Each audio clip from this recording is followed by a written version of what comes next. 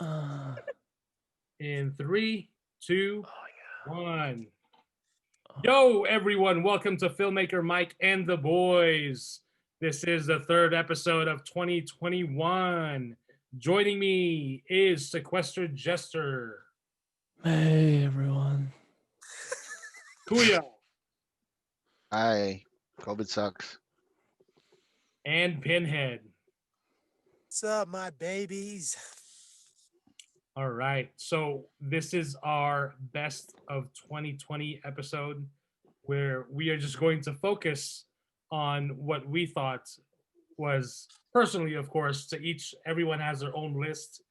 So this is our first time doing this, so be gentle. This is our own best of 2020 as far as entertainment and movies, streaming shows, you name it. All have our own lists. So as we go on every year, hopefully, um, we will have a more comprehensive list.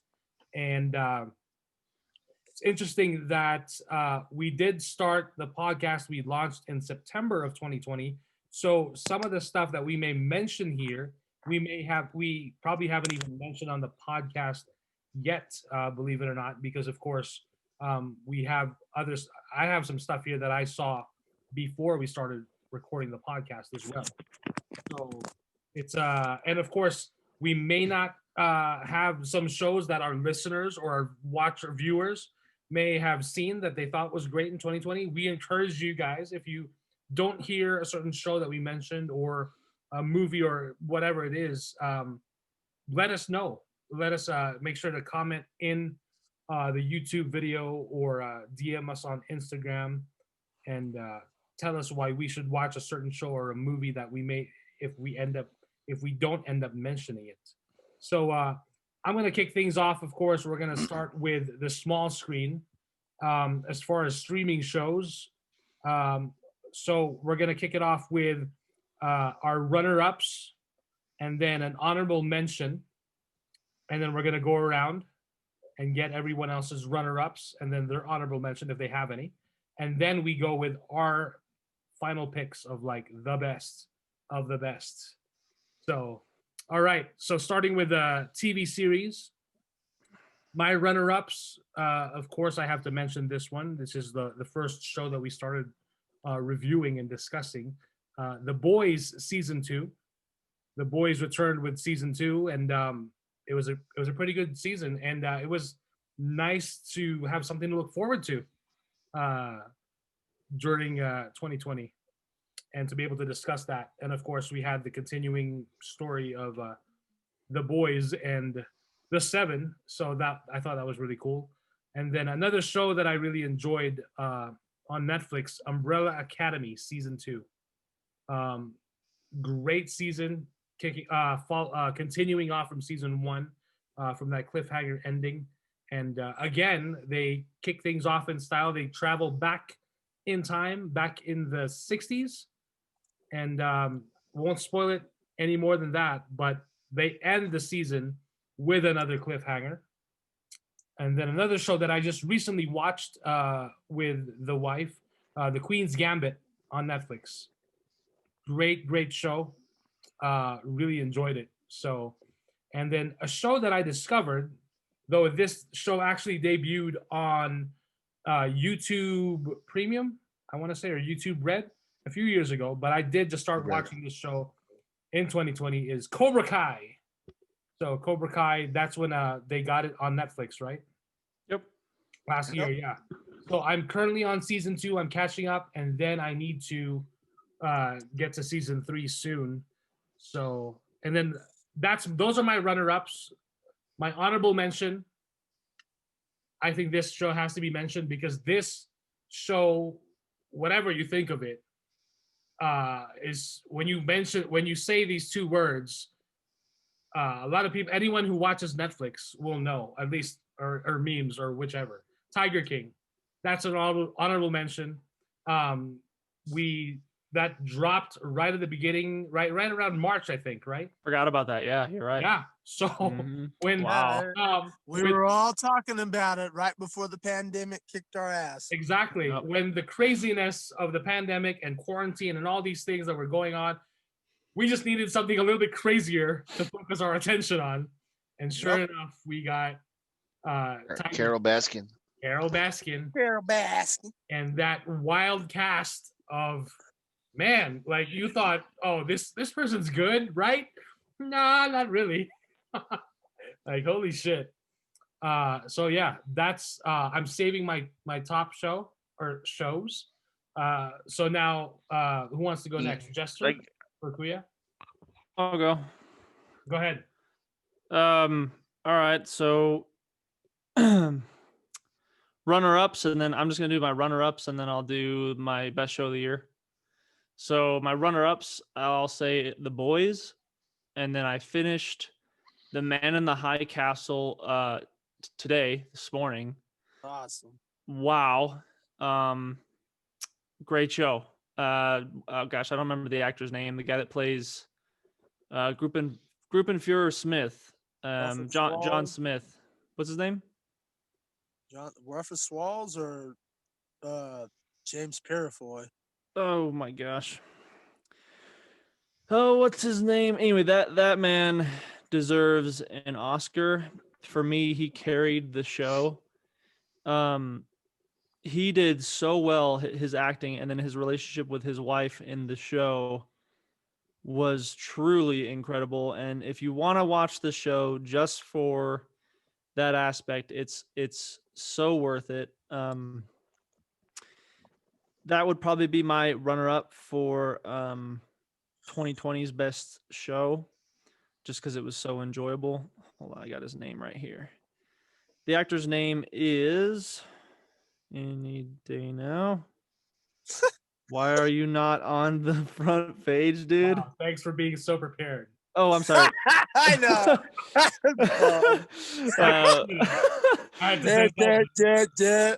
Okay, so the guy that plays John Smith, his name is Rufus Sewell. Yeah, Yes. Seawall, yeah.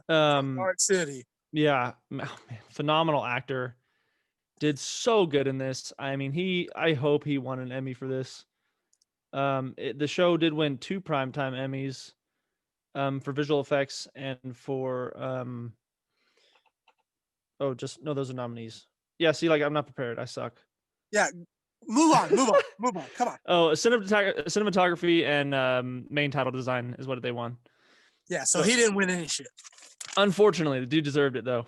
But anyway, so for my final best show of the year, Mandalorian season 2. I know that's kind of biased, but it's the show that I kept coming back every week with a smile on my face, and it made the crap year of 2020 like make me smile. So that's that for that one. Kuya?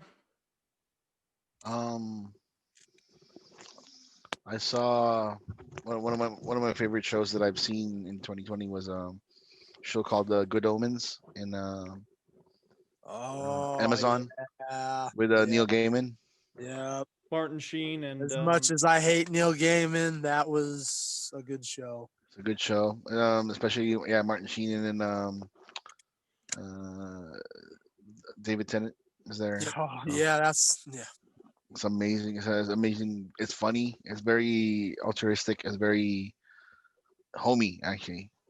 second greatest Doctor Who of all time. Second. I can see that. Sorry. I can see that. Not sorry. What else did I see? I'm not gonna name the boys, but just because I read the comic books and all that stuff. I like the show itself, but it wasn't really like captivating for me, like in a sense that I'm just like, oh my god, I can't wait to watch this again.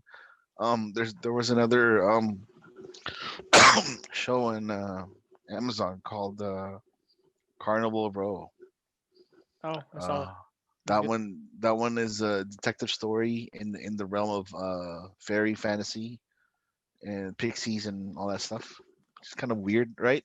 Good world building. I'll give it that. Yeah, it's It was a good world it's a building. good it's a murder mystery type of whatever. Yeah, yeah, So if very you like interesting. Sherlock Holmes, that's a good one. I got finally got to finish Vikings, which is amazing. Wait, you finished the whole show? Yeah, You? Oh, really? Okay, don't spoil nothing. I got to finish the last season. yeah, It's on yeah. my list. That's Vikings is awesome. amazing. There was a similar show on Netflix. I can't remember what was it called. The last the last Saxon or something like that, or the Oh yeah. last. Uh huh. Anyways, that's another one. Queen's Gambit also. I really liked. It was very uh captivating just watching like how somebody would like think of things in a sense and how they pattern their life in such a straightforward way like that Mm. but yeah, if anybody else didn't say Mandalorian 2, it's gonna be Mandalorian season 2. Mm. That's the best show out there right now that came out. Yeah, baby. The best fillers ever. Best Yeah. the one of the best scenes ever, especially for diehard fans like us. Like remember that scene, Pinhead, when the Razor Crest got destroyed to like little tiny My bits. favorite scene, Ooh. yeah. Whew. Man, I was like, Luke Skywalker did the last scene. Really? I didn't even notice. Because at the end of that Razor Crest episode, I was just like, wow, I can't wait. I can't wait for the next the next instance and all that stuff. And yeah, yeah, Mandalorian season 2. Um, yeah, go ahead, Pinhead. So I'm gonna do it a little different. I'm just gonna name my honorable mentions and then I'll name my top real quick. So my honorable mentions are, for the most part, it'll be the Queen's Gambit. Yep. I really enjoyed that show, but I didn't finish it, so can't put it on the top list. But with what I saw, phenomenal, and it's very worth.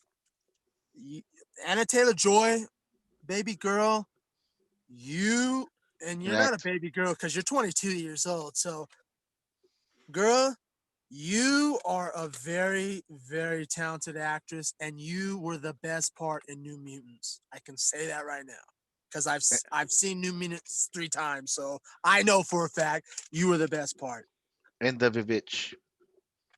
So, yeah, exactly. Like the Vivitch was the only. She's the only reason why the Vivitch was any good. Otherwise, the Vivitch was overrated. So Yeah. anyway, we'll get past that anyway.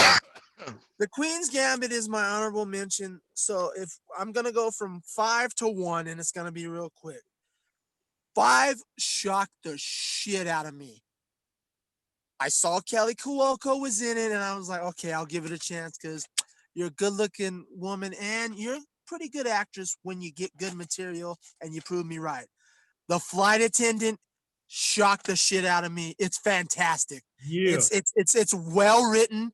It's disguised as this party girl show that turns into this brilliant detective story.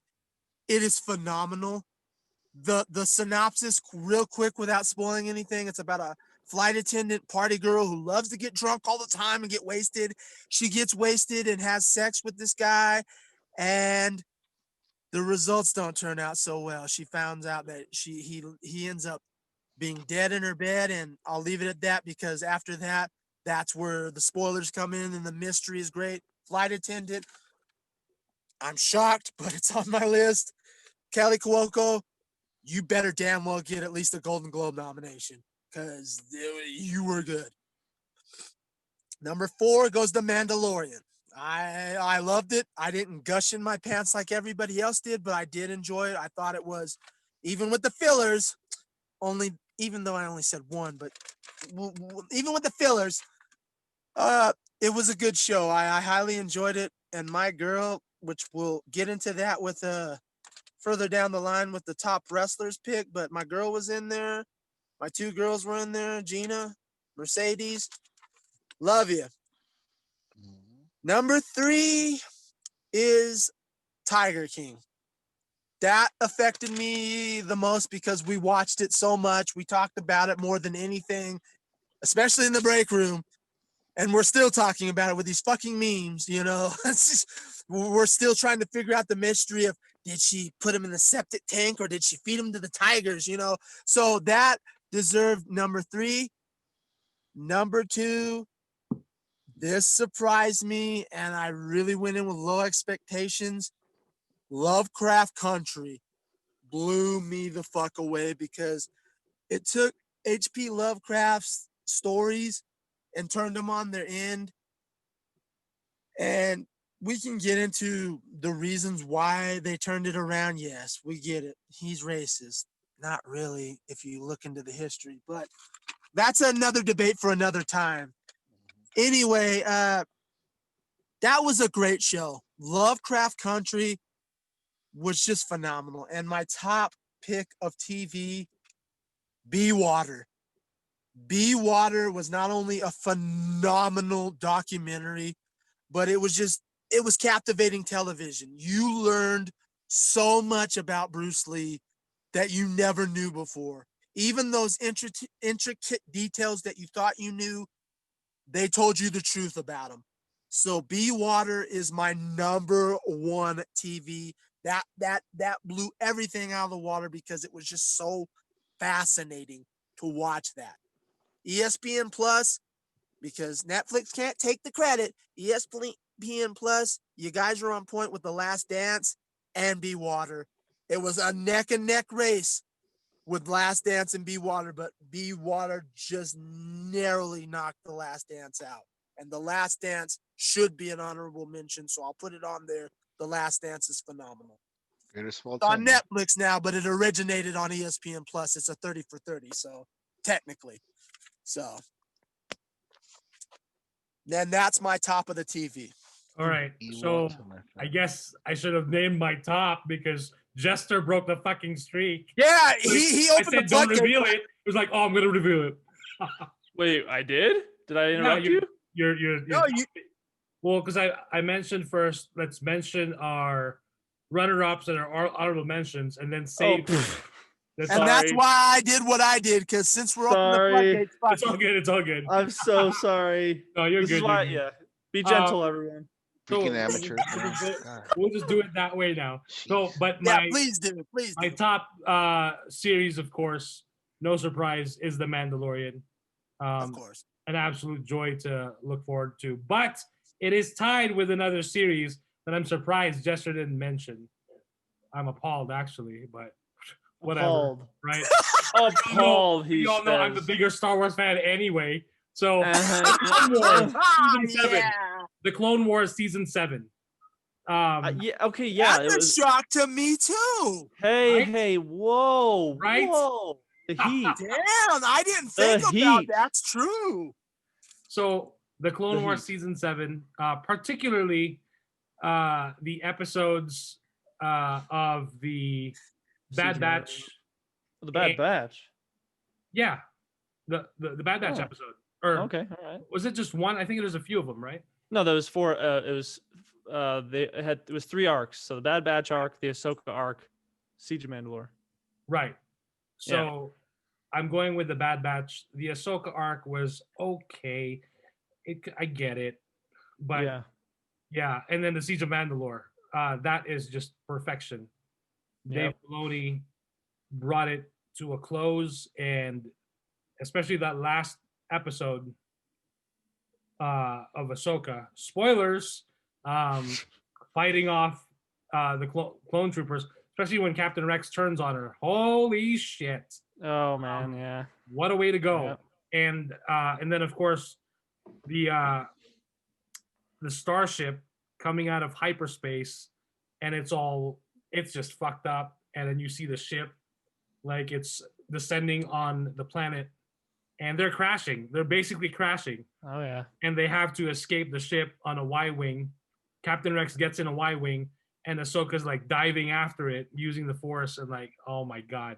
And then of course until the very last shot of her mourning the loss of her 332nd troops. My That, boy like, Jesse. right. Yeah. Because of course of Order 66. But it what Dave Filoni did with those last episodes, that last season, and those last, particularly the Siege of Mandalore, tying it to very crucial moments in Revenge of the Sith. Like, wow. Yeah. And this is why I'm really amazed, because of course, like, we know the story, we know Revenge of the Sith already, we've seen it. But the fact that he's able to add more to the story without taking anything away from that, but just simply adding more to it, is just beautiful. Yeah. But yeah. That very last, especially that very last episode with the score and leading up to that, and then of course, that's the last time we see Ahsoka, the beginning of the year, and then of course in the Mandalorian, lo and behold, live action Ahsoka, her debut. Yep. Wow, among many other things in the Mandalorian. So yeah, those two shows, incredible, Awesome. incredible. And I'd like to mention one thing real quick before we move on. I don't want to do it. Obviously, we're not going to go through a top 10 of everything. I'd like to mention, and I'm going to do this with every topic we go through. I'm not going to say the worst of the year, but I will say the most egregious. And the most egregious this year in television, it was a tough one, but you knocked it out narrowly, and you count for 2020 because you started in December. The most egregious is The Stand. It is absolutely god awful. So, alrighty. So I do want to mention on Instagram Live, Dan Kins mentioned, and I pinned his comment. He said, I just listened today to the episode of Jester being so disappointed if breasts were exposed in Lord of the Rings. Wait, who yeah. said that? So I pinned that comment on the live. That was hilarious. Oh, okay. Thank you for that. Thank you, Dan Kins, for sharing that. Yeah. Thank you, Dan. He said, are we supposed to hear anything? I don't know if anyone can even hear me on Instagram Live. That's odd, but yeah. Oh. Anyway, all right, moving on from the small screen to the big screen. Of course, we didn't get a whole lot, and I mean, we still got, we got enough. Yeah, a handful. So as far as films, I just came up with best thriller. So I'm not a huge fan of thrillers, but holy shit, when I saw this one, and thanks to Pinhead, he lent me his copy of Parasite. Oof. Parasite, my goodness. Oof. What a film. That blew me away. And then my runner-up is The Invisible Man.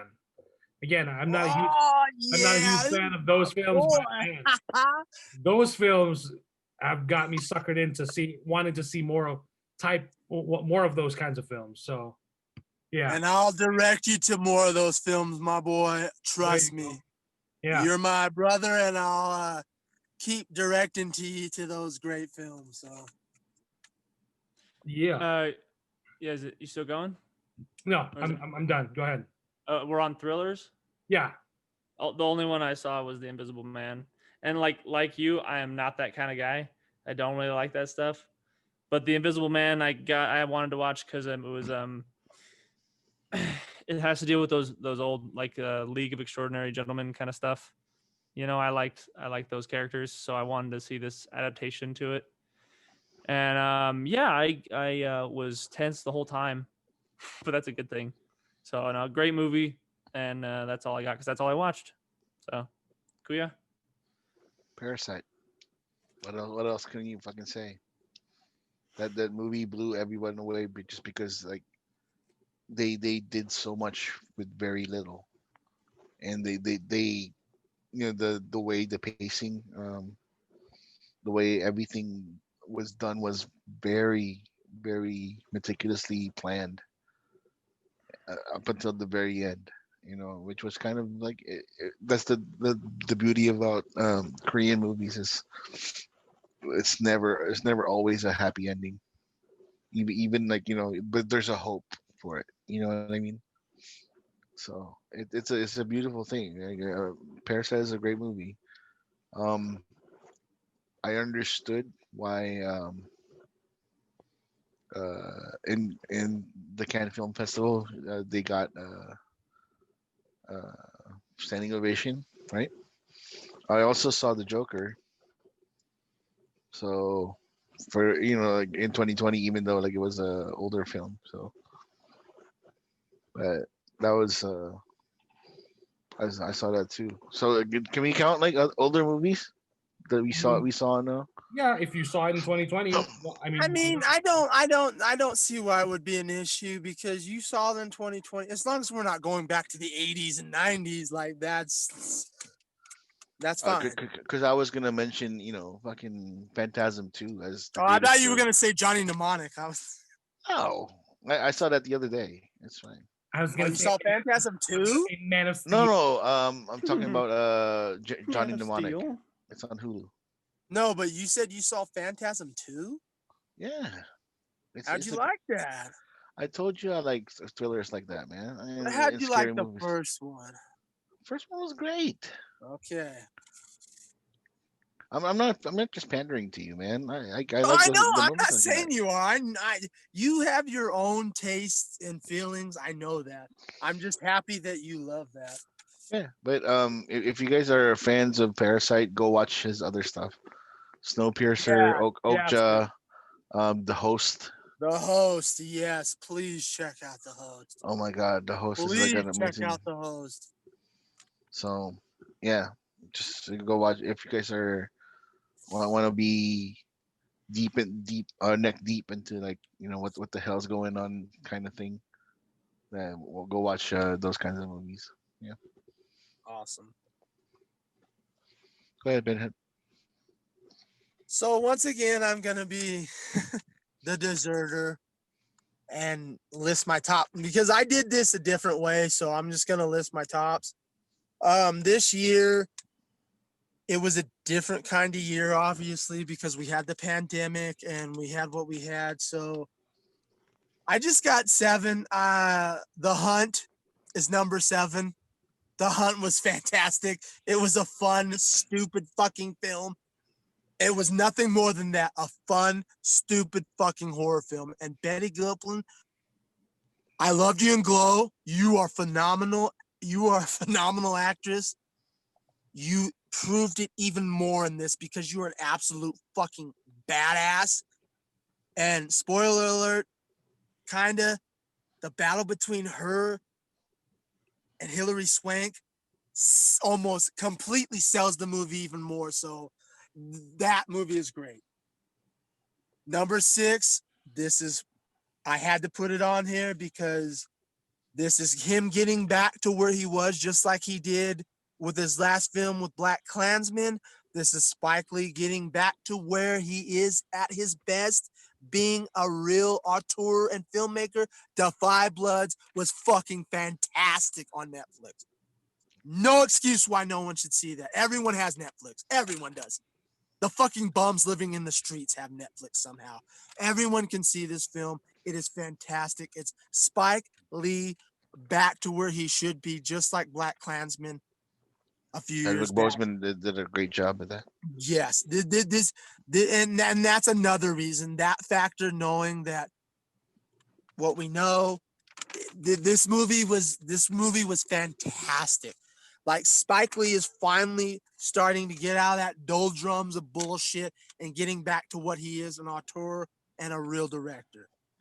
Number 5 was The Invisible Man. The Invisible Man sets a precedent for everything that is good in thrillers and horror movies. Lee Wynell could possibly be the greatest horror director of this generation if he keeps going. I just think he's a great genre director. He We all know him. We all know him. If you enjoyed the first Saw movie, we're not talking about the 72 movies afterwards. We're talking about the first Saw movie. James Wan and Lee Wynell are responsible for that, and that was a great film.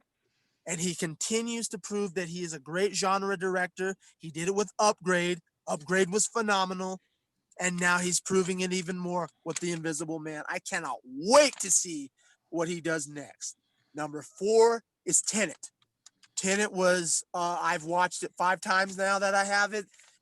It is very deep. If you watch it and pay attention to what the themes of this film is, we're talking, it's Christopher Nolan's worst film. No, that goes to Interstellar, because everything that he was trying to portray in Interstellar, if you pay attention in Tenet, he actually perfected in Tenet. That's why I say he tried in Interstellar, he failed, he did good in Tenet. My third film, and this actually is a surprise because he's been in the doldrums for a while. Color Out of Space, Nicolas Cage. He this was the perfect film for him because this is where he could act over the fucking top, and it worked perfectly for him. The only thing that's more perfect than this is the new Netflix History of Curse Words. That might actually be on my next year's top list of TV shows because that's great. But just getting into the fact we're getting a resurgence of Nicolas Cage, and this movie is a perfect example of why we should have it, because it is a perfect love letter to Nicolas Cage, and it's a perfect love letter to H.P. Lovecraft. If you like, regardless of the history, if you like his horror stories, you love Color Out of Space. And if you don't, and you like Nicolas Cage and his over-the-top behavior, you'll love Color Out of Space. Number 2, and this one was hard because I just seen these movies recently. And I can't believe this, but a horror movie got knocked out. So number 2 is Possessor by the son of the great legend, David Cronenberg. Brandon Cronenberg has proven that with this film alone, with Possessor, he has proven that with this film alone, he can stand toe to toe with his legendary father. And if you don't know who David Cronenberg is, he directed the great, one of the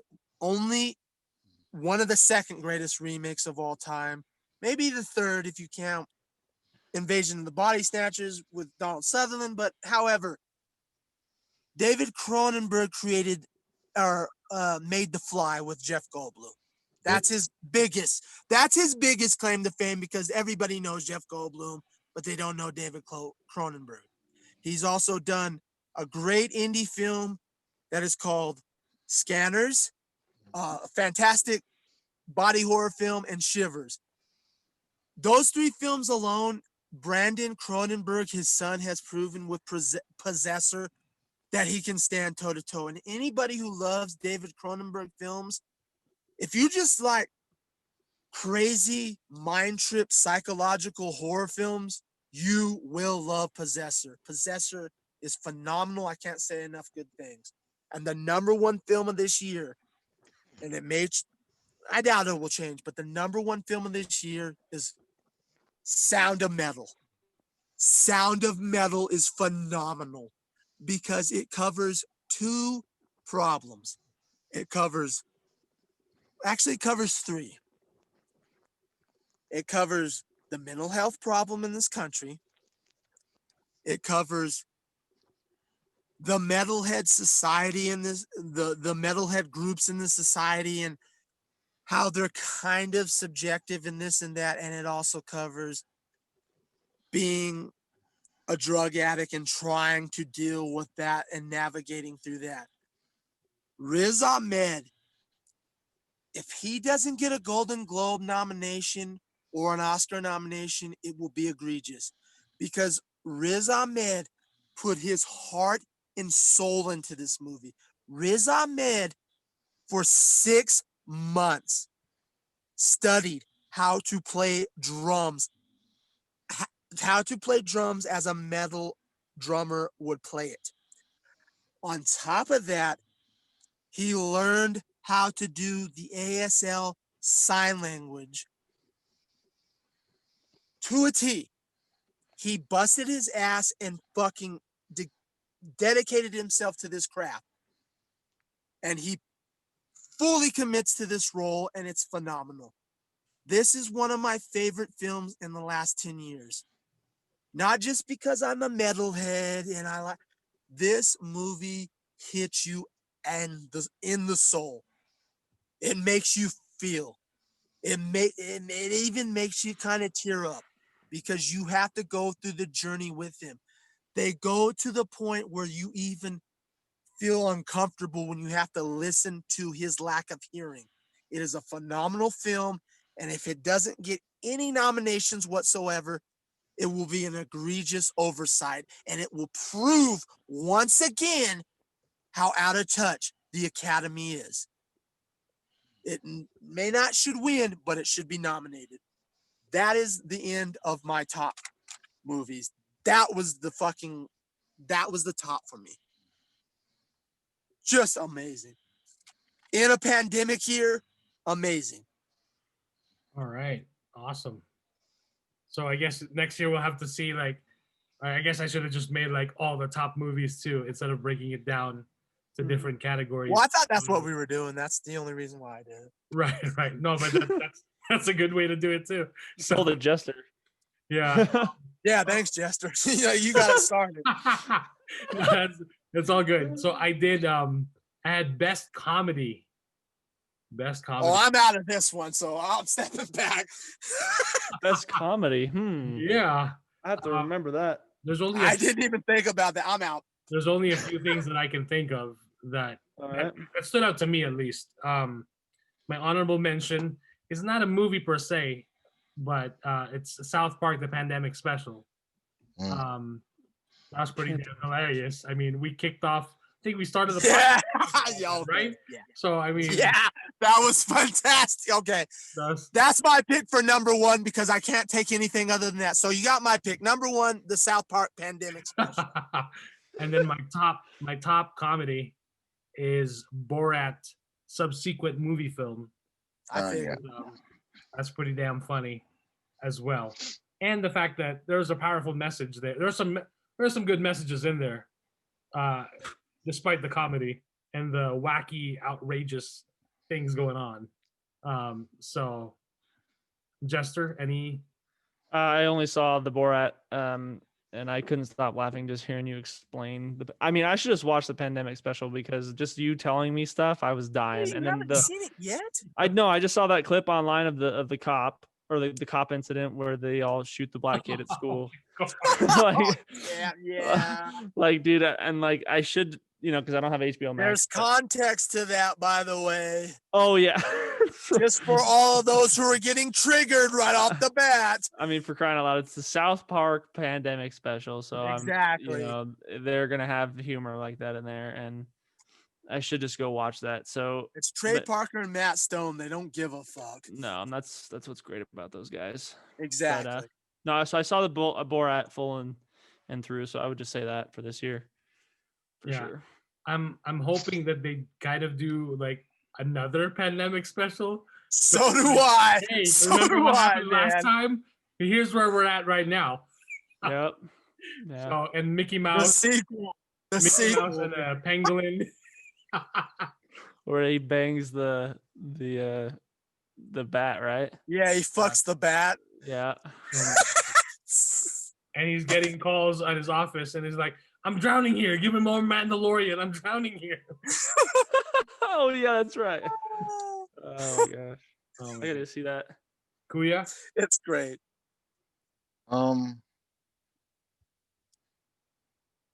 The Dave Chappelle shows on Netflix was pretty cool. Yeah, nice. The one on YouTube, right? Yeah, the one on YouTube though was the one that was the most powerful one. Oh snap! Okay. 8 minutes and 16 seconds or something. Yeah. Yes. Yep. That's a good choice. He For me. That was great. Like he in a very tough situation, he expressed um, you know, solidarity, community, but he also showed anger. I've Mm. never seen fucking Dave Chappelle so pissed off in my entire life. It's like somebody stole his weed or something. You know what I mean? It's just like he was so mad, right? He was so upset. It was justified. No, Well, Whatever yeah, it I was about was. ready to say it was more important than someone stealing his weed because oh, yeah, this shit hit home to him, and enough's enough. yeah, As and far he as he, as far as we should all be, but as far as he was concerned, as a celebrity, which none of you fucking cowards will do what he did, you celebrity cowards. He threw that away like he's always done, just like he did with the Chappelle show and went to Yep. Africa. He stood on his morals and actually made something that was important funny. Yep. So Yeah. I agree with you, Kuya. That would be honestly, that would be over the South Park pandemic special because it's important. yeah, he the Chris Rock ones was cool too. DL Hewley, even the Joe Coy ones. 2020 we needed some laughter just because it was like a kind of a messed up year, you know. The comedy things, I swear to God, just like um Jim Carrey calling Donald Trump a loser in Saturday Night Live was a highlight for me when during the elections, right at There the you end. go. That's the That was for me. I There was we just go. Now we're bringing it back. Thank you. I, Thank you. I Getting was out like of the bullshit and let's go back into what I this was like topic is about. for me it was like chef's kiss. Like it was just like you know, there's winners and there's losers. You know, I was like laughing my ass off. I was like, yeah, he deserved that. He deserved that. So yeah, that's it. Best comedy. I try not to watch any comedies. This, I mean, is is Tiger King considered comedy? Yes, it is. oh, it's a comedy and a tragedy all in If one. you can Yeah. consider what you, if you just want to, if you can consider the diatribe you just went on, yes, Tiger King is a comedy. Under your logic, yes. Okay. All right, man. Yeah. But yeah, Borat was funny. Yeah. All You know, righty. Giuliani adjusting himself. What? I'm gonna put it on record now. I love Kuya more than anybody in this universe. I really do. Love you too, man. I love you, man. I really do. A little too much NyQuil tonight, huh, there, Kuya? Mhm. A little too much NyQuil for you? Yeah. You Yeah. ought to talk, Jester. Oh, okay. Alrighty. Drinking that So vodka. next category is best documentary. Oh, So I I know. didn't see any this year. Let's see. Pinhead already mentioned like The Last Dance. I still need yeah. to finish it, but I did start it, and man, what a so that's an honorable mention for me. And so is The Image Revolution on Amazon Prime. It's based on Image Comics in the early '90s, and how, Yep. of course, the big two is always Marvel and DC, but then out of nowhere, because of how Marvel and DC were treating, their artists and their writers, particularly artists. Um, and if I'm not mistaken, it seemed like it came mostly from Marvel. These guys, Todd McFarlane, Rob Liefeld, Jim Jim Lee. Lee. There was, I think, 7 or 8 of them that got together and just like pitched this idea and was like, you know what? Let's start our own thing. Whatever we create, we we completely 100% own the rights to. Whatever books we create, whatever characters, and that's the thing. Like it was like really bold to do at the time, and the fact that it's a great documentary. And if you like reading comics or you're at least interested in like the genre of superheroes and comic books, it's worth watching. And that's on Amazon Prime. My best documentary, though, my favorite one, is Speed Cubers on Netflix. It's a 45-minute documentary but it has so much heart. It's a beautiful story of these two kids.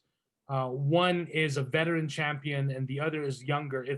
So Speed Cubers is basically a documentary on um, championship Rubik's Cube solvers. They solve the Rubik's Cube literally in seconds. And That's awesome. yeah, it's like, That's awesome. it's a quick 45-minute watch, and it's a beautiful story. And the fact that this is like, it's an actual huge thing where, before the pandemic, kids, families, parents would bring their kids, and kids would like solve a Rubik's Cube in seconds. Like the fact that that's possible, is just mind boggling. And the story behind it, the stories that they show of these two guys is beautiful. So that's a high recommend. Check it out. Speed That's Cubers. awesome. I'm gonna check it out. Yeah. What's that on Netflix? Netflix, yeah. All One, right. one of the kids is in the spectrum, right? Yes. Okay. Yeah, The That new makes kid. it even more awesome. Oh, I did see a documentary this year, High Score, and that would be mine. That's the documentary on That Netflix is about phenomenal. video games, primarily like the start of it, and like what brought us to where we're at now. Great documentary, very interesting. I loved every minute of it. I was so excited to watch it when I got home from work. So that would be mine. High Score. Check it out on Netflix. Kuya? The Last Dance comes to mind. I'm a big Michael Jordan fan, big Chicago Bulls fan. Kind of knew the drama that was happening in the team because like I followed them, right? So, but I love the fact that the memes of anything that somebody says, Jordan will take personally, you know, and then he'll fucking beat them and destroy them and all that stuff. But that's how Michael Jordan ticks. That's how he works. He will create something in his head to make himself get an edge on you. Like, oh, he didn't shake my hand like last Thursday during brunch. I'm gonna take that personally. I'm gonna score like 85 points on him. And that's what he does to get him in that competitive edge. Be Water, I absolutely loved it too. Pinhead. Thank you. Thank you. Some of it was okay. Again, Be Water was good. It's just I really wish they didn't say that David Carradine championed him. I agree with that. That was one of the major points that I did not like about that. But I was a little upset when I I heard was that. too. I was like, no, David No, that's Carradine not how it stole that happened. role. Exactly. That if I had to nitpick and was really angry about something, I agree with you, Kuya. That was egregious. But other than that, the documentary was Oh yeah, spot on. it was nice. It was pretty. And then I'm watching this preview for this documentary, but I haven't seen the documentary yet at all. But it just is a very weird ass documentary. It's on Netflix. It's called My Octopus the Teacher. I've when I was just watching the previews, right, and I was like watching. It was like this guy was in a bout of depression with something in his life, and then all of a sudden he saw this octopus in while he was diving, and he was curious, so he kind of followed it and through the whatever ebbs and flows of life or whatever. And I'm like, oh, I can't believe that that you would follow a fucking octopus for like your life. But okay, sure. But it looks interesting to me just because like I'm like, maybe it'll be a short documentary because like if the diver gets hungry and like stab him and fucking like grill up the octopus or something. You know what I mean? Go ahead, Pinhead. So this is kind of I didn't see many documentaries, but this is kind of be a different list. So to go off Jester, number 4 for me is a perfect companion piece to High Score. Unfortunately, it's on one of the most disgusting streaming services of all time, CBS All Access, Console Wars. Mhm. Console Wars was a phenomenal documentary, and it's a perfect companion piece to Netflix's, inadvertently, but it's a perfect companion piece to Netflix's High Score. It goes deep into the Console Wars. There are, and I keep using this word, but it's true. There's kind of some egregious bullshit that happens in the documentary that's for fluff and puff. But for the most part, it does take a deep dive into what the console wars really were. It's not as good as some other documentaries like Video Game the Movie or whatever, but it's good. It's the best CBS All Access has to offer. So that's number 4. Number 3 would be Water, because it's only second to The Last Dance, which was just fantastic. And it's not only a Michael Jordan documentary, by the way, for all of those of you that just go, oh, I don't want to hear about Michael Jordan anymore. The Last Dance is actually about Michael Jordan's impact on the Chicago Bulls, but it also goes in depth of what the Chicago Bulls as a whole did in the community with Michael Jordan. So number 2 is that. But number 1, and I can't help it, and maybe it's the fat ass in me. Hey, I'm guilty. Taco Chronicles on Netflix is a phenomenal documentary talking about how tacos are made across the country. And Okay. yeah, like I'm I watching said, that. it's the fat ass in me, fine. I'm watching it. But, however, they go in depth about how tacos are made. They go into the lineage from each sector, country, everywhere. Each type of taco. Exactly. Each type of taco, like they get down to the very. It Same. makes your mouth water. It makes you learn something about how real good tacos are. Taco Chronicles Season 2 on Netflix is my number 1 documentary if I have to choose. Gun to head. Taco Chronicles, great. Nice. All right. Sorry, not sorry. No, I want to watch it now. So It's amazing. Yeah, I'm afraid to watch it because that's the thing. Like, You might get a little bit fatter because it'll make your mouth fucking water. dude, yeah, I that's bet. the thing that I don't like about watching shows or documentaries that feature and talk about food. If I'm gonna see that shit, I gotta have it in front of me so I can eat it. You know, like, oh, trust me, you will get fucking jealous of this shit because you're watching. Oh, you motherfucker! I'm waiting for the day when we can have like an ultra HD TV where you can like pretty much transport and or order like whatever the on the screen. Like, I guess you got Star Trek. I already know where you're going. Right? Like, fucking give that shit to me. It's like the equivalent to the scratch and sniff, only for reaching in the TV. Like. Yeah, like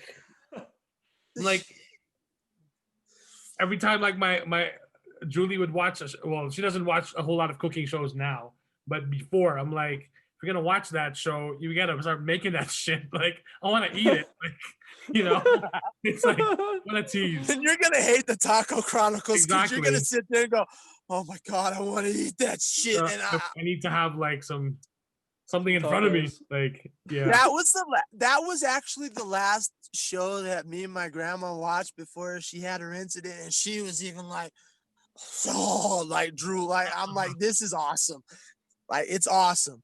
I gotta check that out, man. Yeah, that's awesome. It's a great show. It's not just makes you drool, but it tells you it tells you about the lineage of the tacos that where those areas come from. Even the They American go in tacos, depth. right? Like Right. that's Pinhead? what I love about it. It's fascinating to watch these guys, like an episode where they literally fucking bury the shit in the ground and it cooked for 24 hours and it becomes this just Oh, perfect meat for the taco. Like, cochinita pibil. Yeah. That's the one. yeah, like they tell you it's not just about, oh yeah, fat boys eating food. Like they go into the lineage and they talk about the Mexican culture and where it derived from and how tacos, like it goes into whole in depth. It's very in depth and it's also just delicious. Like I love the fucking thing. That's Yeah. awesome. That's They awesome. one of the chapters is American tacos, Yeah. and Yeah. I even want to eat American tacos after Yeah, that. Seeing that. exactly. Especially the way those rotten bastards made them. I'm Yeah, like, for that episode, I'm like, oh, I gotta have me some Taco Bell in front of me. nah. No, I want. That's the thing. I was watching Chef, the John Favreau cooking show for a while, but I had to stop because like everything that they were making, I was like, I want to eat that and I want to go to his restaurant, but it's all the way in Vegas, and I'm like, great. Chester, I'm sorry to break the news to you. But Oh, if you watch Taco Chronicles, you're gonna have the same feeling. oh, And it's gonna no. be even further out. Oh man, So yeah. brutal. All right. Yes, Yeah. sir. You can make the food that they show on the chef show. That is true because they use all the Exactly. You ingredients. can't Yeah. make the tacos like these guys make them because it's a family lineage and it's ingrained into their soul. Mm. And it just makes you jealous because you're like, oh my God, it looks so delicious. And it is. They even get people that are Americans that come over there and they're like, yeah, we don't know shit about shit. These are great. Like, it's a universal thing. It's That's it's cool. beautiful. It's beautiful. That's I why love it's it. number one on my documentary list because it's Sold. I'm sold. The same. That's awesome. But yeah, I also gotta check out Be Water. As well. Bee Water. Yeah, the Bee Water. That's Where's why that one on? it's on ESPN Plus. Oh, okay. It's part of their new 30 for 30, if I'm not mistaken. Just like Right. The Last Stand. Yeah, and I know you also mentioned the history of swear words, which we did start watching last night. And It's Nicolas Cage in his most epic glory. Like Nicolas Cage is it's so it's entertaining fantastic. and so funny, and that's what I love. I love watching documentaries that not just are educational but entertain you at the same time. Exactly. Like Exactly. And like with the history of swear words, it's like drunk history, yeah, only a little more sophisticated because they're actually teaching you where these fucking fuck words came from. right. You They know? have scholars. They have scholars of Yeah, language. they have And I'm legitimate like, scholars, holy, this is legit like shit. legitimate Harvard, Stanford, Yeah. Yale graduates that are just like, yeah, we know where these origin. You like saying fuck, like Pinhead like saying fuck all the time. Well, we Yeah, know yeah. where the origin. Well, you learn the origin of where fuck comes from with the beautiful host Nicolas Cage Yeah. Yeah, in his Nicolas Cage glory. it's incredible. Alrighty. So moving on from best documentaries to the best comic book / superhero film. Oh, I'm definitely out of this. We only had a handful. Yeah. So my runner-up is Birds of Prey.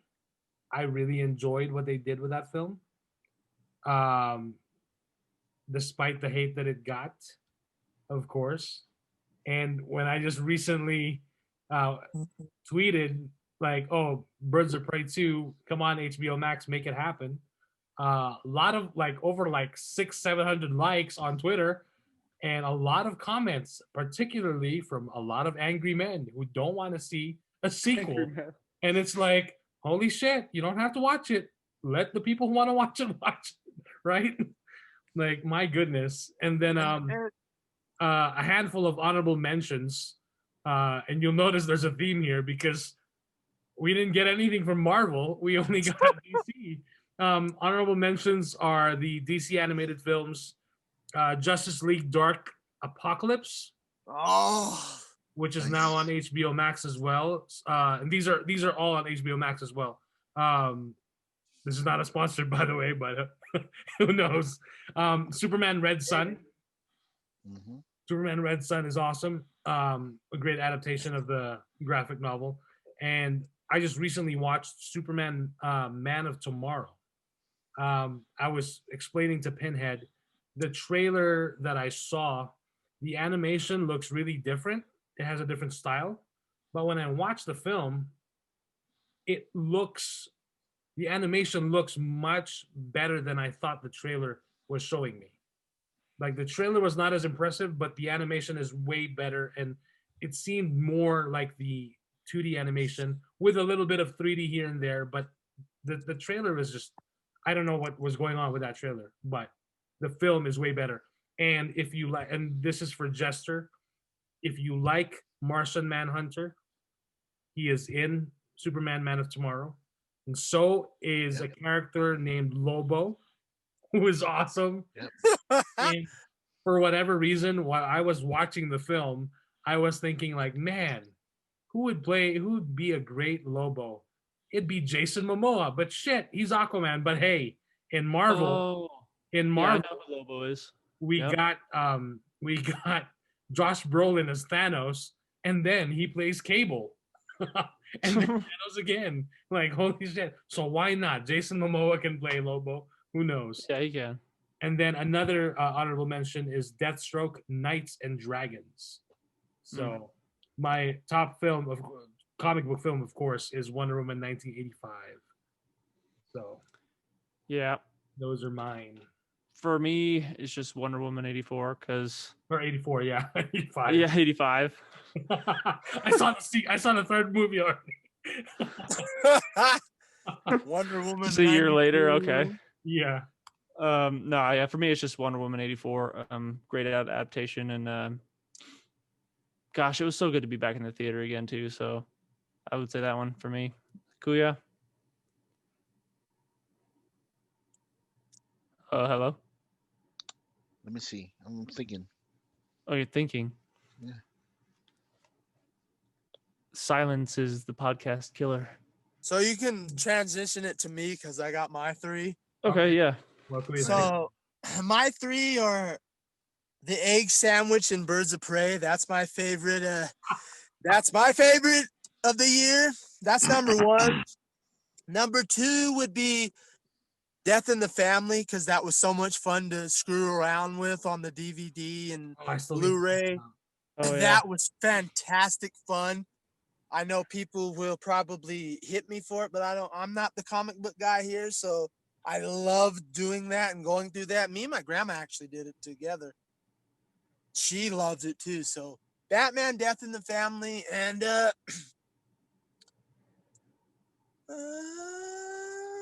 it would be that's it. Those are my two because those an honorable mention to Wonder Woman, you know. Since you're getting so much slack and you don't deserve it, I'll give Wonder Woman an honorable third mention. So there you go. Kuya, you still thinking? Wonder Woman's pretty good. I mean, I liked it and everything. It's just, but nothing really beats this Disney live action adaptation of classical Chinese mythology that I fucking watched, and it was so amazing. God. It's not a comic book film, superhero. Here we go. Here we go. What are you doing, dude? She was flying. He's making up for lost time right dude, now. Oh my god. She was flying around like she was a superhero, man. You missed one podcast episode. Calm down. God, it was like especially when I changed the settings to Mandarin and all that stuff. Oh my gosh. I know you keep doing that. Change them back when you do it, please. Oh yeah, sorry. Yeah, live that shit. Live action Mulan is spot on, by the way. So, what is that? That Antonio Banderas film, The 13th Warrior. That's pretty good. When the film starts, they're speaking a different language. Yeah. And then it just translated to English. Yeah. Uh-huh. They could have easily done that in Mulan, and I would have been like, Yeah, "Oh, exactly, okay." exactly. Like, you know. They did that in the movie Valkyrie with Tom Cruise, where he's speaking German for the first 5 minutes and then it transitions into English.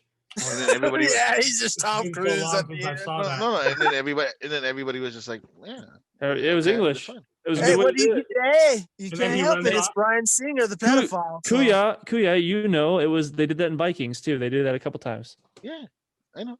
So Mulan just decided that's why it sucked. There's another reason. Paying $30 to read the movie. But again, the way she was moving around like a superhero, that was amazing. So. Well, that's her chi, boy. Like the Force. Yeah. We What's have next? too much of it. Yeah. What's next? Music. Porn. We can do music. Hell yeah. Hell yeah. Oh God. Rotten bastard. Captain Karen, the return. The sex men. All right, go ahead with music, Pinhead. All right, so I'm probably the one that's most prepared for this, so I'll get it out of the way. All right. Number 7. I only got a sevens list because I listen to a lot of music that people know, but I listen to a lot of other shit. But this year, I had to give hats off to number 7. I can't believe I'm saying this shit. 21 Savage, Savage Mode 2 is a banger, dude. Like, I hate that word, but this is where the definition of banger comes because 21 Savage, Savage Mode 2 is fantastic. It's everything that modern hip hop should be while leaving in a little bit of the mumble rap, but taking out some of it and still making some real lyrical content. And not for nothing, he got Morgan fucking Freeman on his entire fucking album. Did he really? Yes, yes. To cameo way. and do skits on his album. I'm not a big fan of 21 Savage, so I have to. I wasn't either. I hated 21 Savage. However, if a man can do what he did with that album and push me, who is a hater of his, to give him a top spot, that means the album has some worth. I'll check it out. And like I said, on top of that, somehow he got he got Morgan Freeman. All right. To narrate the entire album. So that's number 7, 21 Savage. Congratulations. You really did a great job. Number 6, this surprised me. People know that I'm a pretty eclectic fan, but this surprised me. Kalani's It Wasn't Good Until It Wasn't. It was good until it wasn't, excuse me. It Was Good Until It Was an album. She made an album that just makes you feel. Like, I don't like these albums usually, but she's a songbird. She really can write lyrics and make you feel pain, make you feel joy, make you feel sorrow, make you feel depression, make you feel all these emotions in one album and put them out there. She talks about breakups. She talks about depression. She talks about struggle. Everybody thinks that she's just talking about one random thing, but she is a fantastic artist that should be pushed more. Far more than the Lizzos and all these bitches, the Cardi B's. Like, she's a talent. She's a phenomenal talent, and this album proved it. I love this album. If you didn't listen to it, even if you don't like that kind of music, if you're in a certain position, you should really listen to it because she projects a lot of what you should be listening to right now. That feeling of if you think that you're alone and this, like, she really has great lyrical content. So that was my number 6. Number 5 was AC/DC's new album. These old farts prove that they can fucking still play, and you can go on and on about how like it's the same music over and over again, but these old farts prove that with all the struggles that they've went through in the last couple of years and all the bullshit, a couple of members dying, this is a great album. This is one of my favorite albums of the year. It didn't get number 1 because there's a couple of other albums that made it, but this was a great album. So that's my number 6, I think. 5. No, it's number 5. So the next one would be Lady Gaga, Chromatica. Everybody knows I'm a huge Lady Gaga fan. I love Lady Gaga. She's amazing. This isn't a great album. It's really not. But she went back to her dance roots, and it's a pretty good album, excluding one track that I really don't like with Ariana Grande. But What? I fucking hate that song. I fucking hate it. I fucking love I it. fucking hate it. But I love other me than some Ari. that, the album, even with Blackpink, the fucking album is amazing. Like Blackpink and her do a great song together. 911 is my favorite song on that track. I play it all the fucking time. 911 is 911. Like people think it's a drug addict song, and it's like 911 is actually her projecting what she used to be and how she evolved today. So 911 is the best song on that album. Lady Gaga's Chromatica, fuck them. I don't care if they don't like it or not. So we're at what? Number 4? Correct? Yep. Number 4. And this one was hard. Number 4 is Mushroom Head's A Wonderful Life. These guys really transitioned into a new band, and I didn't like it at first, but this album, I've listened to it nonstop. I've listened to it at my work. Everybody's heard it. Mushroom's Head, A Wonderful Life is number 4, and it's one of the best albums of the year. It's not up there only because number 3 would be Hatebreed. So I go with Hatebreed. People hate Hatebreed, but you need to understand the genius that is Hatebreed. So I'm going to really quick do this real quick, and since Kuya went deep, I'm going to do this real quick. For people with mental health problems out there that are listening to our podcast, and even those that might just discover this now, the last hope is not suicide. It really isn't. I'm going to share a real quick story, and then I'm going to go on. There was a time where Hatebreed first came out, and I wanted to kill myself. I almost did. I came very close to killing myself. Was it when they came out that it got you out of that? Yes.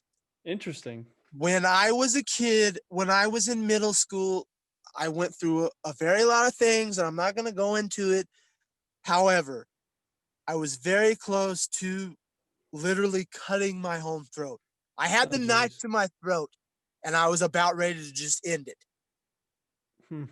Thankfully, one of my best friends, and I owe my life to her just as much as I do. She put in Hatebreed's Perseverance. And because of that, it made me build myself up and stop the bullshit and fight forward. Hatebreed proves to you they you can call them motivational speakers, fine. You can call them, glorified Tony Robinsons. But Jamie Josta, what he does with Hatebreed and what he has done for a few decades now, not just in the metal community, but in the music community should be aspired to and should be praised, because this man has, with his lyrical content and what he has done with Hatebreed, has put Hatebreed to the stratosphere and it has helped a lot of kids stop from doing what they should not have done, which is killing themselves. They talk about building yourself up. Yes, they are violent. And if you go to their concerts, yes, sometimes they are violent. But the overall narrative is about building yourself up, fighting the day, and making sure that you never, ever falter to this world and let them win. Suicide is never the option. Are they kind of like Corn? It's- huh? Are they like the same? Corn's not really like that, are they? No, they're more intense. They are Okay. hardcore, in your face. They don't pull any punches. They bash your face in, but they bash your face in with good intent. They tell you that killing yourself is not the only option. They tell you about tearing down society's norms and building yourself back up and building a new world.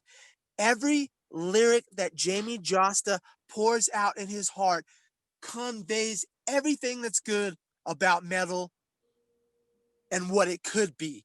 And that's why I put the new Hatebreed album on that level, because I've had some hard times lately and they build you back up. That's the weight of the false Hatebreed, self. Weight of the False Self is one of Yep. the best albums of this year because it powers you into going, stop. This world sucks, fine. But what am I doing to perfect myself and build a better self of me and go forward? Their music is so empowering.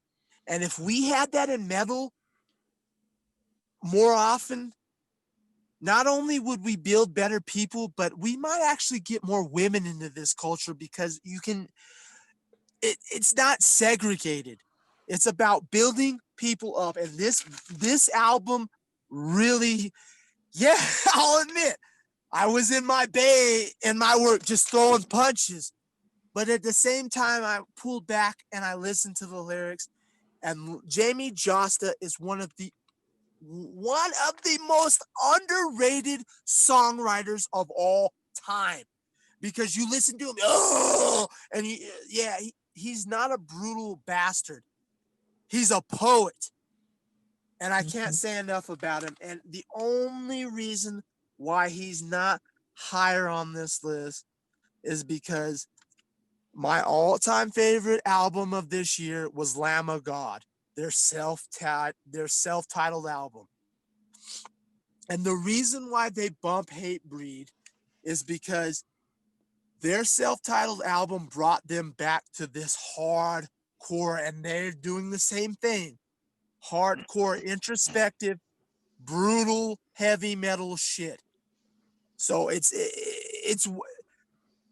if I had to choose my top 3 albums right now, it would be Kalani's album because of her beautiful, beautiful, beautiful lyrics and her pain. Hatebreed and Lamb of God. Those are the top 3 of the music right now. I'm sorry, Lady Gaga. I love you, baby. But you just weren't the hero this year. You didn't step up. You didn't step up like these guys did. So those are the top albums. It's fantastic to me to see metal blossom into this beautiful, beautiful story, because everybody thinks that metal is inclusive and no one can get into it and it's just for white fucks who like to talk. No, it's not about that. Metal is for everyone. It's for black, it's for brown, it's for white, it's for man, it's for woman. It doesn't matter what level you're on. Metal is for everyone that respects metal and they respect you. And those albums are the reason why I chose them. Hey, my wife likes metal too, so she's in there. Yeah, like your wife would be able to understand that. Like, metal is not about kicking people's teeth in.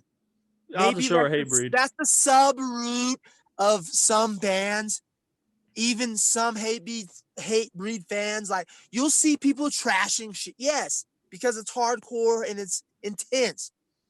But if you actually listen to the lyrics, they are empowering. They are a roadmap telling you how to genuinely live your life, how to build yourself up, how to respect women, how to build yourself up, how to get a job, how to do whatever you need to do to progress yourself in life to make you a better person. These lyrics push that forward, and that's why these are the top albums of my year. I'm done. It's not Smashing Pumpkins, CYR. No, oh, thank you. So the most egregious albums of the year, there's only two, and I'll end with that. Oh, Number dude. 2 is Smashing Pumpkins. The most egregious album of this year and the most disgusting album that I hate, and I'm ashamed to be a former fan of his, but the new Marilyn Manson album is the most disgusting, egregious, pathetic album of this year. He's always been hit or miss for me anyway. That's another story for me, but Marilyn Yeah. Manson's album is the word. We Are Chaos is if Hatebreed is everything good about humanity and metal and raising people up, Marilyn Manson is the complete opposite of everything's hopeless. We're all gonna die. Yeah, that's Manson. Though. If you get the pandemic, that's not the worst thing you can get because we're all gonna die. Like, that bullshit doesn't cut it in metal, and that's what kills kids. And you are responsible for that, Manson. You are responsible for that, and you should be ashamed of yourself for putting that energy out to these young kids. Because you did it to me, and you almost killed me. And if it wasn't for Hatebreed, I wouldn't be here today. So fuck you, Marilyn Manson. You piece of shit. I will say the new Gorillaz album's not bad. Did you check that out? That's an honorable mention for me. The new Gorillaz album is actually, I'm glad you mentioned that. And I'm glad the new Gorillaz album is actually a very high honorable mention because it's Gorillaz at their finest point right now. Yep, absolutely. Just good vibes, man. This is good Gorillaz music, and it's just fantastic. So I agree with you, Jester. An honorable mention you should listen to the new Gorillaz album. Fantastic album. It's like old Gorillaz. It's fantastic. Was it you that was telling me? Oh, I think I found out, but I don't know if I told you. I think you probably already know. But the lead singer of I think it's Blur. You know, song number 2. Yeah, their he's hit. in Gorillaz. Yeah, isn't he the main guy? Yeah, he's the driving force behind. Yeah. Wow, that trips me out, man. And a fun fact: Madonna actually pushed their career forward and actually made them a household name. So it's one of the few good things Madonna actually fucking did. For the Gorillaz? Yes, because she loved the Gorillaz in their inception. Wow. So yes. Great band. Fascinating. Fantastic band. Awesome. Well, Kuya, do you have any music? Sorry for that tirade. I'm sorry. No, I think that's a healthy thing to talk about. I know I was because like too many kids are jumping off the board, and Hatebreed is pushing that back. So I'm sorry. No, don't apologize. Low key, I thought you were like setting up a punchline for a joke, and then it got like hard and heavy real quick. I was like, oh. No, this is the one time where I'm serious about something because I deal with this issue every day. Oh yeah. I have a history of this, and it's when I see a band actually take responsibility and motivate people and take these young kids who what I was in high school and middle school and actually build them up instead of kicking them down like a piece of shit fuckwit like Marilyn Manson would do. I have to praise them because they deserve the recognition, because too much does metal get the stigma of it's garbage, it's satanic, it's violent, and this Yeah. and that. But no one talks about guys like Jamie Josta who build people up and make them try and make better human beings out of themselves. Hmm. So I'll have to check them out. I I'm never done. heard I'm of done. I'm Hatebreed. sorry. I'm just done. Yeah. Cool. Guya? Been listening to like a shitload of genres, not like albums or anything. Like just like stuff that like piques my interest. So lately, it's been mostly like lo-fi, trip hop type of things. The little jazzy type of numbers, like new Jabba's type of stuff. Um, I've been in this like weird uh 80s Japanese funk type of vibe lately. Um, like it's like the way that the bass line grooves with the the drums and all that stuff. It just invigorates me like musically and all that stuff. So those are the kind of things that interest me. Um, the Blackpink album was good. The one with the one with Selena Gomez, "Ice Cream" it's a really catchy song. So I'm just saying, girls singing about licking them like ice cream. I'm like, can we volunteer? Yeah. So just saying. But yeah, like there's like Please tell me these girls are of age. yeah, all of them are over the age Okay. of 18. Yes. Yeah. Okay. And old like island type of music, not just reggae, just like island vibes type of feel. I've been trying to listen to stuff that would inspire me to finally write the songs in my egregious fucking wishy-washy dream of creating a fucking album. So Yeah, churn them So- out. One a month. You got 12 tracks there. Yeah, I can't wait One- to see One those. song a Yeah. month. You're good. we'll see what's gonna happen, but Challenge. we'll see. Make me Like, proud, Kuya. a lot of it's gonna be inspired by songs that I like listening to. It's not gonna be a genre. So if a music file or if a music person listens to it, the first reaction is like, what the fuck did I just listen to? So then what it- exactly are you doing with that? Since we're on the topic of music, like, um are you curating a whole the list? thing was or- like I told you guys I watched that no like when I remember I told you guys I watched this show about these Yeah. dude or people like sailing, right? uh, they Yeah. went sailing and all that stuff. So like their songs in their videos are very eclectic. So I just said, yeah, maybe I can make like something eclectic like that, because like it starts off with like lo-fi hip hop, and then there's some jazzy stuff, and then all of a sudden becomes like island reggae, and then there's like samba type of beats and all that stuff. So it was very eclectic, but like it piques my interest because of just the fact that it's different. It's weird from what I've been hearing. Like things that I don't like is like everything sounding the same in that sense. So the album concept that I have is just like you just me writing writing songs about like life. I mean, it's just life. Things that I can't do because I'm stuck in Arizona.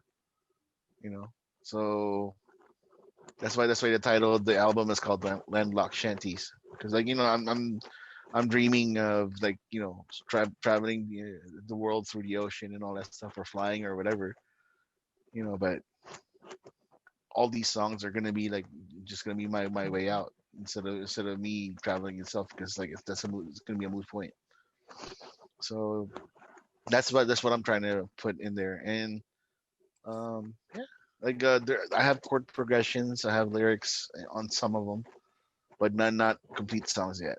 So as soon as a couple of them are done, maybe I'll have you guys take a listen to it. This I maybe can't wait. I'm gonna I don't know, because Mike I Mike actually knows can't- Mike knows how stupid I write songs, because it's very Do it. We're all Do fucking it. stupid at the end of the day. So we'll Don't see. be discouraged. Absolutely. It all starts from nothing and builds up to something. So every Absolutely. single Yeah. music, every piece of Like music, every piece of TV, every piece of video games, no matter what, it starts from nothing and builds up to something. So just keep on doing you, bro. my friend, yeah, my friend said, like, if you make, if you make your songs, and at the end of the day you're proud of all of them, Then it that's doesn't, all that matters. yeah, Right. it doesn't matter like what the other people think. And I was like, okay. Hey, why not? Tool has built a whole fucking career off of that. So Oh hey, Jesus. and that's the truth. So do you, brother? Yep, I will. And they've made a killing off of it. So We'll see. We'll see. yep. Alrighty. So I guess that's a good transition to uh, film scores or TV scores, whichever. Really quick honorable mentions for me is Tenet, of course, by Hans Zimmer. I love what he did with that one. Uh, anytime he collaborates, of course, with wait, was it? Hold on, I'm now curious. Uh-oh. Did I even make a mistake? Uh-oh. I don't think.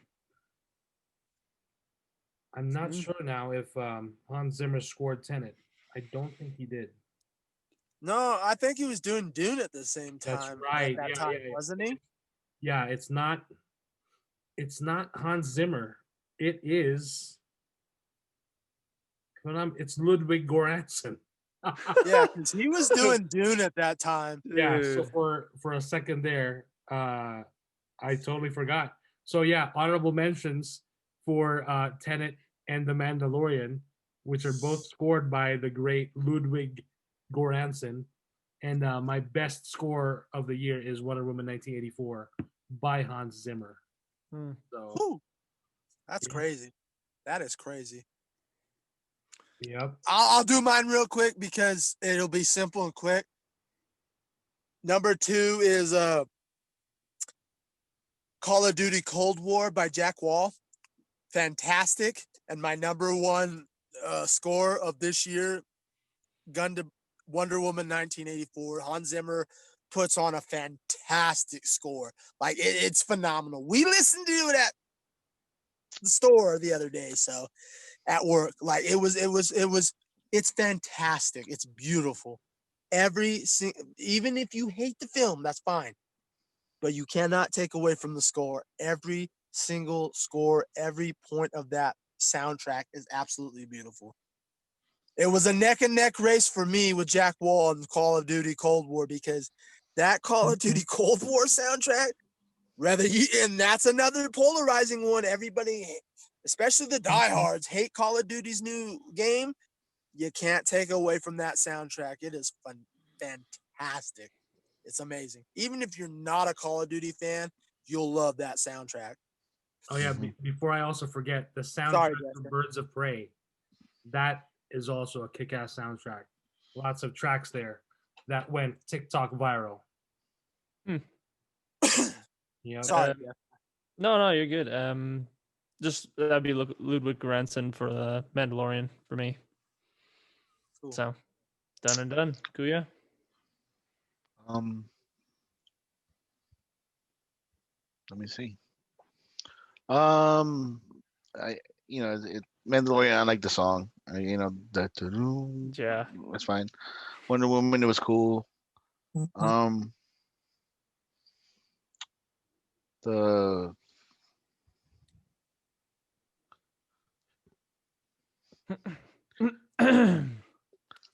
like the soundtrack for Ghost of Tsushima. Oh, yeah, my boy. That's There you my go. boy right there. I, Yeah. I was thinking. I was thinking of, like, what That's video game that I 3. absolutely love. That's 3. Okay, Yeah. I can't Oh, believe I slipped on that one. Yep, I Yeah, agree with you. Ghost of Tsushima. The soundtrack was amazing. Like the way it carried itself. It was fantastic. Kuya is 100% correct. It mixed so perfectly with the video game. It was flawless. You want to talk about a masterpiece? We can talk about that. The music. Mm. Anything else? Well, Nope. Okay, cool. So I guess that's a good transition for video games. Yep. Thank Oh. you. I was thinking the exact same thing. Yeah, I haven't gotten to play a lot of new games, so but Woo. the one that I really enjoyed recently is Star Wars Squadrons. Oh, Uh, yes. it's just so much fun to get in the So cockpit of an beautiful. X-wing or an A-wing or a TIE fighter, which really, as Poe Dameron said, this thing moves. Whoa!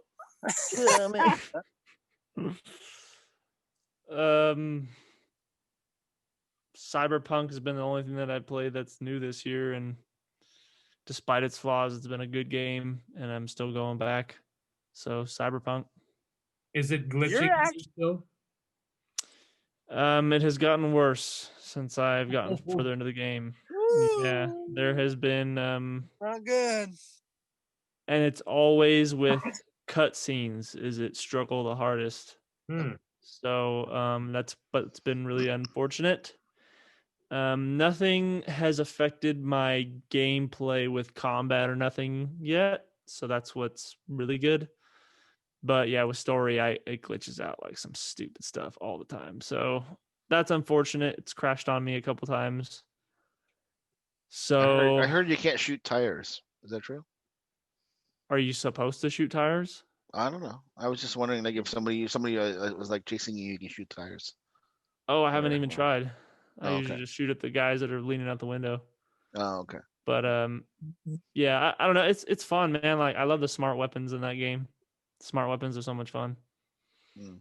But yeah, that'd be the only one. I still play Rocket League. I've been playing that for 5 years, so I guess I could say that game too. So, but that's it for me. That's cool, man. Yeah, baby. Um, Ghost of Tsushima, Among Us, Among Us. and Fall Guys. Oh, Fall Guys. I didn't get to play that. That got my Yes. attention for like 10 minutes, and then I was like, "Wow, I suck," and then I never played it again. Yeah, it's infuriatingly fun. Yeah, yeah. Like, you get so frustrated, like you just want to quit after like a couple of games, but then like no way, there's no way this little kiddie, PlayStation game is gonna ever beat me. Fuck this game. Yeah. Yeah. So it's fun, and then Among Us with with friends is amazing. I need to So. play that because everybody's like raving about Among Us. Like they love it. I need to play it too. It's like Mafia. If you guys like play the card game Mafia. Really? Yeah, it's like Mafia. Yeah. I didn't know that. Yeah. I might be on So- board now. And then if you see a dead body, you report it, and then people start blaming other people for stuff, and I hate to say it, but we should record it and put it on Twitch. We play a game together. Hell yeah, that would be fun as fuck, man. I'm sure Jester would just like go after me and killing me anyways, regardless. Oh, I guarantee you he would. He's a rotten Oh, bastard. I would make you guys think that the whole time, but Yeah, I'm right. really the good guy. He'd be too busy prostituting himself out for me. So yeah. Where's Pinhead at? Oh, there you are, baby. So you're done, right, Kuya? I Yeah. want to interrupt you. So No. I'm gonna start off with the worst game of the year. Mm. So what's the worst game of the year? Let's think. It's not what you think.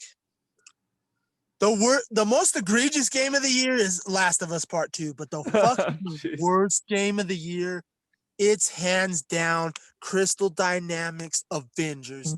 That shit is a piece of fucking garbage. And if anyone sees it in their bargain bin, still run away. It's garbage. Why? Horrible. Because, for example, We already know why. I don't. I haven't played it. Okay, well, I'll give you a quick synopsis. You're Iron Man, and you feel great, and you're flying around, and you're shooting people, and then you fall like that shit. You're shooting people, or you're shooting people for an unlimited. You just keep shooting, and then it ends. What? And then we go to the next level, and then you're Iron Man again, and you're shooting, just doing the same bullshit over and over. You're better off jerking off to your mother. Oh my God. Seriously, you're better off masturbating to your mother or your grandma. You'll get far more value out of it. The Aunt May. Or here's another great one. You want to fight the Taskmaster 72 times? Yeah, exactly. You want to fight him 72 times? Here's the game for you. Here, I got it for you right there. Piece of shit. Well, we So, we are going yeah, to see piece the of shit. Taskmaster in the Black Widow film. So He'll be a lot better than facing him 72 times, you know. Get someone new. But that's the worst game of the year. So let's go to the beauties, the fantastic gems. So what do I got? Okay. This one's hard. I played. So Call of Duty Cold War is at the bottom. So I would say 4. Call of Duty is 5, maybe. No, I'm only gonna give 3. Call of Duty Cold War. I know people hate it, and they're it's another Call of Duty game. You know, they're creaming in their jeans. That's fine. You cannot take away, even if you hate this game, you cannot take away the campaign. The campaign is fantastic. Like every intricate detail they have put into this, from Ronald Reagan to actually paying attention for once, you know, you brain dead Mountain Dew fucks. You actually paid attention to detail and put it in this game. This is the best campaign since Call of Duty Black Ops 2. So it's number 3 for me. Number 2, oh man, this is hard because I gotta do it. Ghost of Tsushima is number 2. Ghost of Tsushima is a fantastic game. With the Kurosawa mode alone, it makes it beautiful. The soundtrack, the gameplay mechanics. See, I'll take the hat off. This is what happened. This is what happens when you do good storytelling, Druckmann. This is what happens when you actually can articulate your game to be the best graphics, the best storytelling, the best gameplay. We can go over all we want, but Ghost of Tsushima is one of the best games of the year, if not the best game. And the only reason why it's not number 1 for me is because of the amount of hours I played with the other game. And I think everyone here knows what my favorite game of the year was. Number 1. Mortal Kombat 11 Ultimate. Mortal Kombat 11 Ultimate was fantastic. I love bashing people's skulls in, ripping their hearts out, crushing their nuts, like everything. Like you feel everything, and then you, I don't want to feel my nuts getting smashed, bro. like you do. You feel like Jester can attest to this, and I'm sorry, Jester. I apologize in advance, but every time since I've been playing Mortal Kombat, when we go to work, I mimic like crushing his balls or bashing his head in, or like, because that's how powerful Mortal Kombat has been for me, because it's so much fun. And then when you add Rambo, sorry to interrupt RoboCop, come on, fucking RoboCop. And it's not just some 99-cent store Robert Cop who voices RoboCop. It's fucking Peter Weller, the legend. They got fucking Peter Weller, they got Arnold, and they got Sylvester Stallone to do the fucking voices. Come on. Like, they paid money out of their ass to get these guys to be in there and fucking fuck shit up. This game is fucking awesome. You can blow a motherfucker's dick off with a fucking hand cannon with RoboCop. How can you not love that? You can blow Melina's pussy right off the map with RoboCop's hand cannon. Like, that is fucking amazing. If you don't like that, I'm sorry, feminists. If you don't like that, then you can stab Rambo right in his cock 33 times with Melina with her size. There you go. It's for everyone. It's for everyone. It's for everyone. Mortal Kombat Ultimate is the fucking greatest game of this year. I'm sorry, not sorry. So is that move called? Fuck! It's great. It's fucking awesome. I love the fucking game. Is that move called the Nut Crusher? It's called the Dick Crush. It's called the Dick Stabber. It's called Bangkok. I was gonna say the Nut Crusher. Yeah, it's called Bangkok. It's awesome. Like, and the best part about it is you can go online and you can get your ass kicked and you feel like shit, but it's balanced enough to where you can go online and you can still kick ass at the same time. So it's balanced. It's a perfect, it's one of my all-time favorite fighting games in the last 10 years. Like, the only thing that I love more than Mortal Kombat 11 Ultimate was Tekken 3. And that was a long time ago. This is the best game since Tekken 3. The best fighting game since Tekken 3. This is awesome.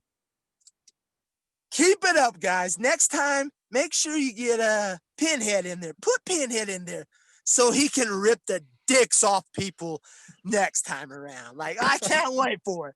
I can't wait for it. Killing me, bro. Oh, I can't wait for it. Mortal Kombat 11 Ultimate, buy it. It's worth it. Wow, that's awesome. Alrighty. Next category I have is this could be a comic book, graphic novel, or book. I didn't get to read a lot this year, but I'm slowly trying to get back into reading more graphic novels. So the one, my honorable mention is Batman: Curse of the White Knight, which is a sequel to my top pick, Batman White Knight. That's awesome. It's part of the DC Black Label series, and it is awesome. It's a great story. It's an awesome story. It's a good take. Yeah, it's a good take. Exactly. And I could see it like, man, if they made this into a movie, holy shit, wow, that would be a very, very cool Batman movie, because you get pretty much all his rogues gallery.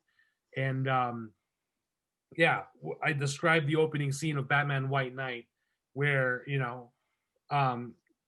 it starts off at Arkham Asylum and Batman arrives, or you think it's Batman that arrives, and then he gets off the Batmobile, walks in, guards are like, "Oh, this way, Batman," and they're like, "Oh, I know my way around here." And then the person goes in Arkham Asylum, goes up to a cell, and then when you look at the cell in close up, it's not Batman, it's Jack Napier, who, aka in this story, is the Joker, and Batman's in the cell. He's visiting Batman. And that's what like got me to be like, what the hell is going on? Like, what the shit? So, really cool story. Jester? Mine would, so the best book I've read this year, and I didn't read much until the last 2-3 months, so it would be Dune. Hell yeah, that's what I'm talking about. I got I knew that was coming. Fuck yeah. Yeah, I got Dune on Audible and was able to listen to the audiobook while at work, and great storytelling, man. What world building, man. I So it was just a good read, and it was just really entertaining, really interesting. It was just different. Like, thank God for something different, you know? Yeah, that's Like, why I gave it to you, man. Because yeah, it's my goodness. So that would be mine for 2020.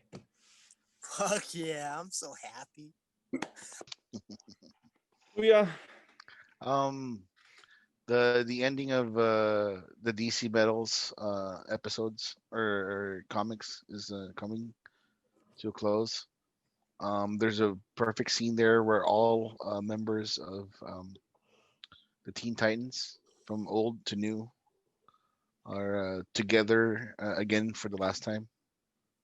So basically, they knew that they're gonna die because like in the series the death metal, like it's always bleak because everybody dies, even the superheroes die and all that stuff, right? So Mm. Well, that's basically, death metal for you. yeah, the Teen Titans were like probably the last bastion of hope for everyone, just because like some of the main superheroes were gone already. So they said it was a moot point. Like, what can we do without all the powerhouses and everything like that? And then oh, we have together. We're together. Whatever. So people were all whatever, and it pretty much did a redemption arc for Wally West, because Wally West turned into like some sort of a bad guy the past year and a half. So he came back to the Teen Titans, and everybody just forgave him, and they just did this like this send off, very beautiful scene, like all of them, it's like the Titans forever, or Titans together forever. I think that was the last thing that they said, and the picture you see is like all of the Titans, and they're Donna Troy, you know, uh, Kal-El or Con-El, sorry, and then the other people. So it's pretty cool. I haven't been reading too many comic books just because it's boring. It's boring now, but because everybody wants to just out you know out super whoever. You know what I mean? Yeah. Like I'm looking forward to like in the next couple of years when they the rumors of the Marvel DC crossover will happen, and that big fight between Thor and Superman is the one that Marvel I'm like, versus DC too. no, it's just basically like specific people in Marvel, specific people in DC. Yeah, Marvel versus So DC too. Because that's exactly how Marvel versus yeah, DC happened in the but first place. So it's Marvel they're versus gonna DC they're gonna too. fight in a sense.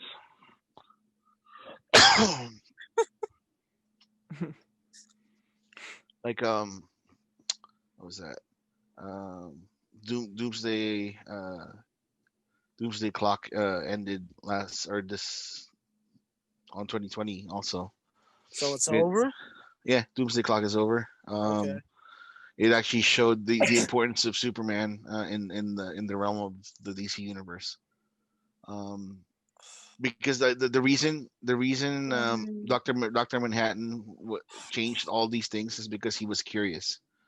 Because he says like if I change this, like who's gonna notice?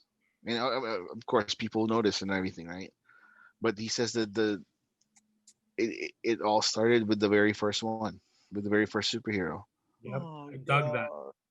god. the action hero, the action series, the action comic book, where Superman saved the car from getting wrecked and all that stuff. Okay.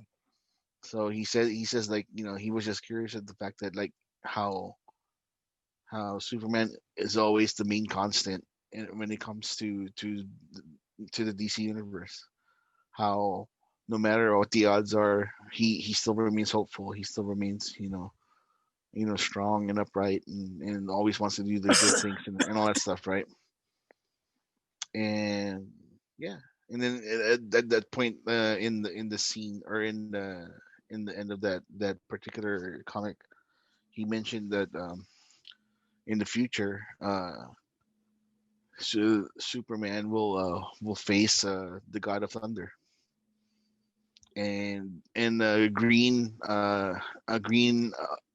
angry giant would assist him in helping destroy the God King Thunder. So I'm like, I guess it's Hulk versus Superman versus Thor. So I don't know what's gonna happen in that kind of storyline, but it just piqued my interest, that's all. But that's like 2 years or 3 years from now, so it's not really. They can probably just rehash that some other time. So go ahead, Pinhead. So until then, you're gonna get absolute shit. Yeah, I'm sure. So I'm an illiterate bastard, so I don't know how to read. So I do most of mine on Audible, but right now my top three are Altered Carbon. Thank you, Jester. You're That shit welcome. is fantastic. You're Like, it's welcome. way better than the series. Yep. Sorry, not sorry, but it is fantastic. My number two, and I can't believe that this is number two considering my name is Pinhead, but my number two, and I've been waiting for a long time to actually read this because I've heard about how much Clive Barker just rips apart the franchise. But Clive Barker's Scarlet Gospels, it's it's really good. If you're a film Hellraiser fan, it might not be good for you because they do some stuff in there that you're not gonna like, because Clive Barker hates, hates, I will repeat for the cheap seats, hates Hellraiser past Hellraiser 1 and 2. So, and it's very evident in this book.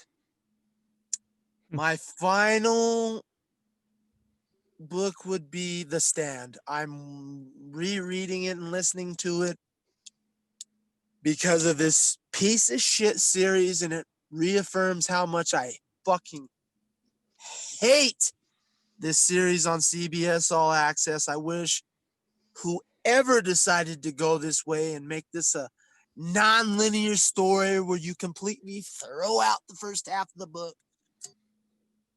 I don't want you hurt or dead. I just want you kicked in the dick a couple of times so you learn your lesson and never do this shit again. Like, a couple of kicks in the dick. I mean 3 or 4. One hurts. By an 2, ostrich.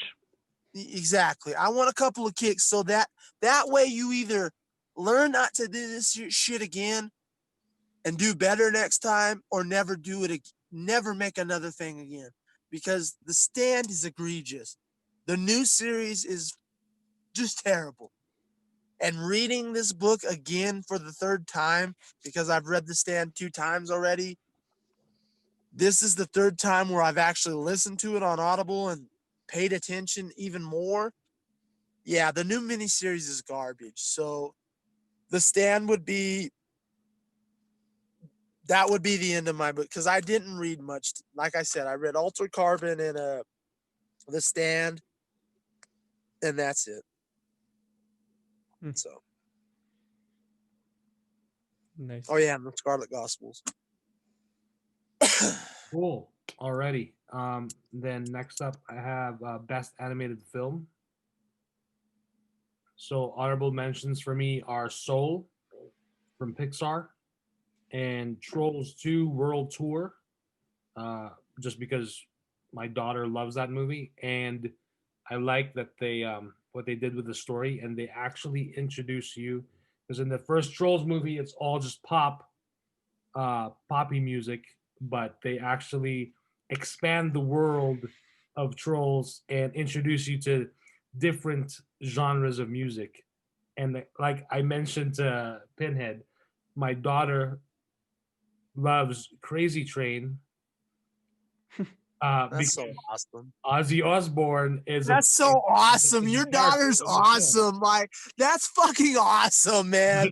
So get this, I tried to play the original Crazy Train, and she's like, "What's that? That's not it." No, you can't do that to her. Like, yeah. Right, but then She'll it's grow up to know. She'll grow exactly, up to know. and she loves "Wannabe" from the Spice Girls. Oh, Not that's awesome. not the original version, but Of the course version not. that they do in Trolls. So I'm like, this is interesting because this film has managed to do all these different genres of music. There's even some Kenny G in there, and it Jeez. introduces it to kids that without them really knowing, like, oh, this is like your parents know these songs, Yeah. and like they're not gonna realize till like years later. So I thought that was really cool. And then That is pretty fucking awesome, man. yeah, and then but my favorite animated film of the year um, is Wolf Walkers. It's an Apple Plus exclusive. I think it was released in theaters for a bit, but we did see it on Apple Plus, and that is just beautiful animation and just a really really good story as well. And it's overall just gorgeous and beautiful music too. So For me, it would probably be my favorite animated film of the year would probably have to be Onward with Chris Pratt and Tom Holland on Disney Plus. Tell you what, man, the ending of that movie really tugged on the heartstrings, and it was unexpected. I didn't even want to see the movie, but I think it was released onto Disney Plus because the pandemic hit, right? So they yeah, didn't. it was released in theaters for a bit, and then Yeah, quarantine started, and then they had it available for video on demand, and then before you know it, it was on. They just threw it on Disney Plus. yeah. Yeah. So I don't know, man. It was unexpected. I didn't even really want to watch it. Disney Pixar movies, man, they really can't do wrong, it seems like. And yeah, someone was cutting onions in my house at the end of that movie. I was like, whoo, boy, I was really trying to fight it too. So it was great. I'd recommend it. Especially if you've got siblings, I'd recommend watching it. So for sure. Kuya. Um, anything from Studio Ghibli if you have HBO Max, like Totoro, House Moving Oh, those. Castle. Yeah. It's for me, it's not anime, or it's not animated films. It's not anime. For me, they're just beautifully artistic movies. The way uh, uh, the way the Studio Ghibli makes it is just amazing for me. It's absolutely fantastic. So just watch any of them. If you guys have HBO Max, take full advantage of the Studio Ghibli library there.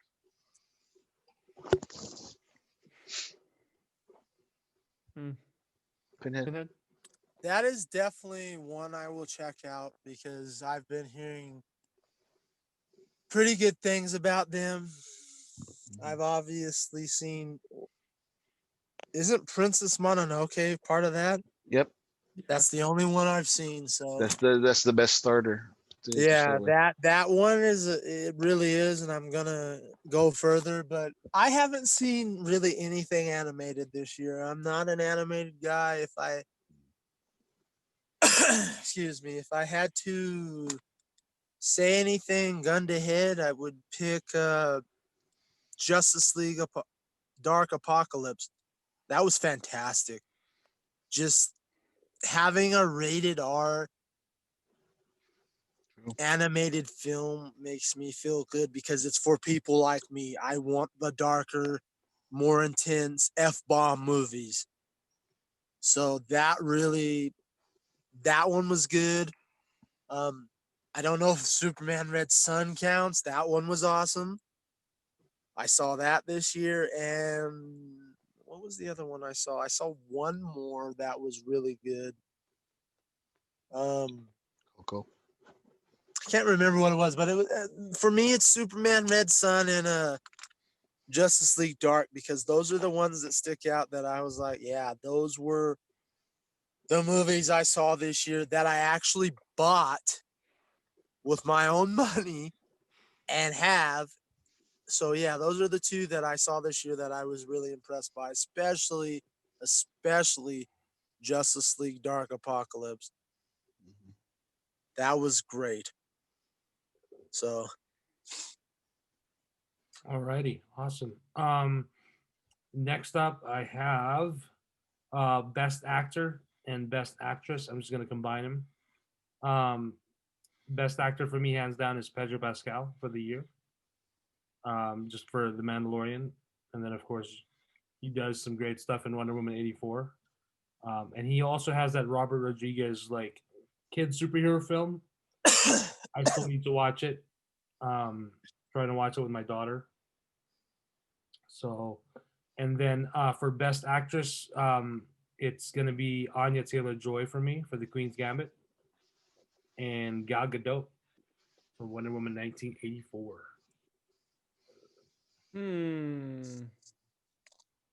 You know what? I think I'm gonna go with Bill Burr for his performance in The Mandalorian and like making that episode like my favorite episode of the show so far, and really bringing out his acting chops, especially coming from a comedian. So yeah, him and oh my gosh, a female actor. Who do I pick? Because the girl in Dawson for Ahsoka motherfucking Tano. I like her a lot, but I wasn't. I mean, you know, she's good. I don't know if I was feeling it. I guess. I don't know. Maybe Gal Gadot, because she was good. She's tugging at my heartstrings a little bit too with that one scene. So maybe I'll give it to her for that. Yeah. Kuya? The entire cast of Parasite. Ooh, I don't know their names. I'm not, like, to be honest with you, but like it didn't matter. I know like the characters and all that stuff, and it was just perfectly acted. Like like you can see the the dire need for them to keep everything a secret, and all the other stuff, and it was just amazing. And then the little twists at the end and all that stuff, and it's just great. So yeah, I'd keep that simple. That's it. The entire cast of Parasite.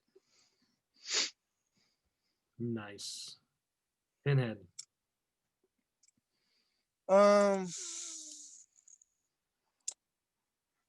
I would say that.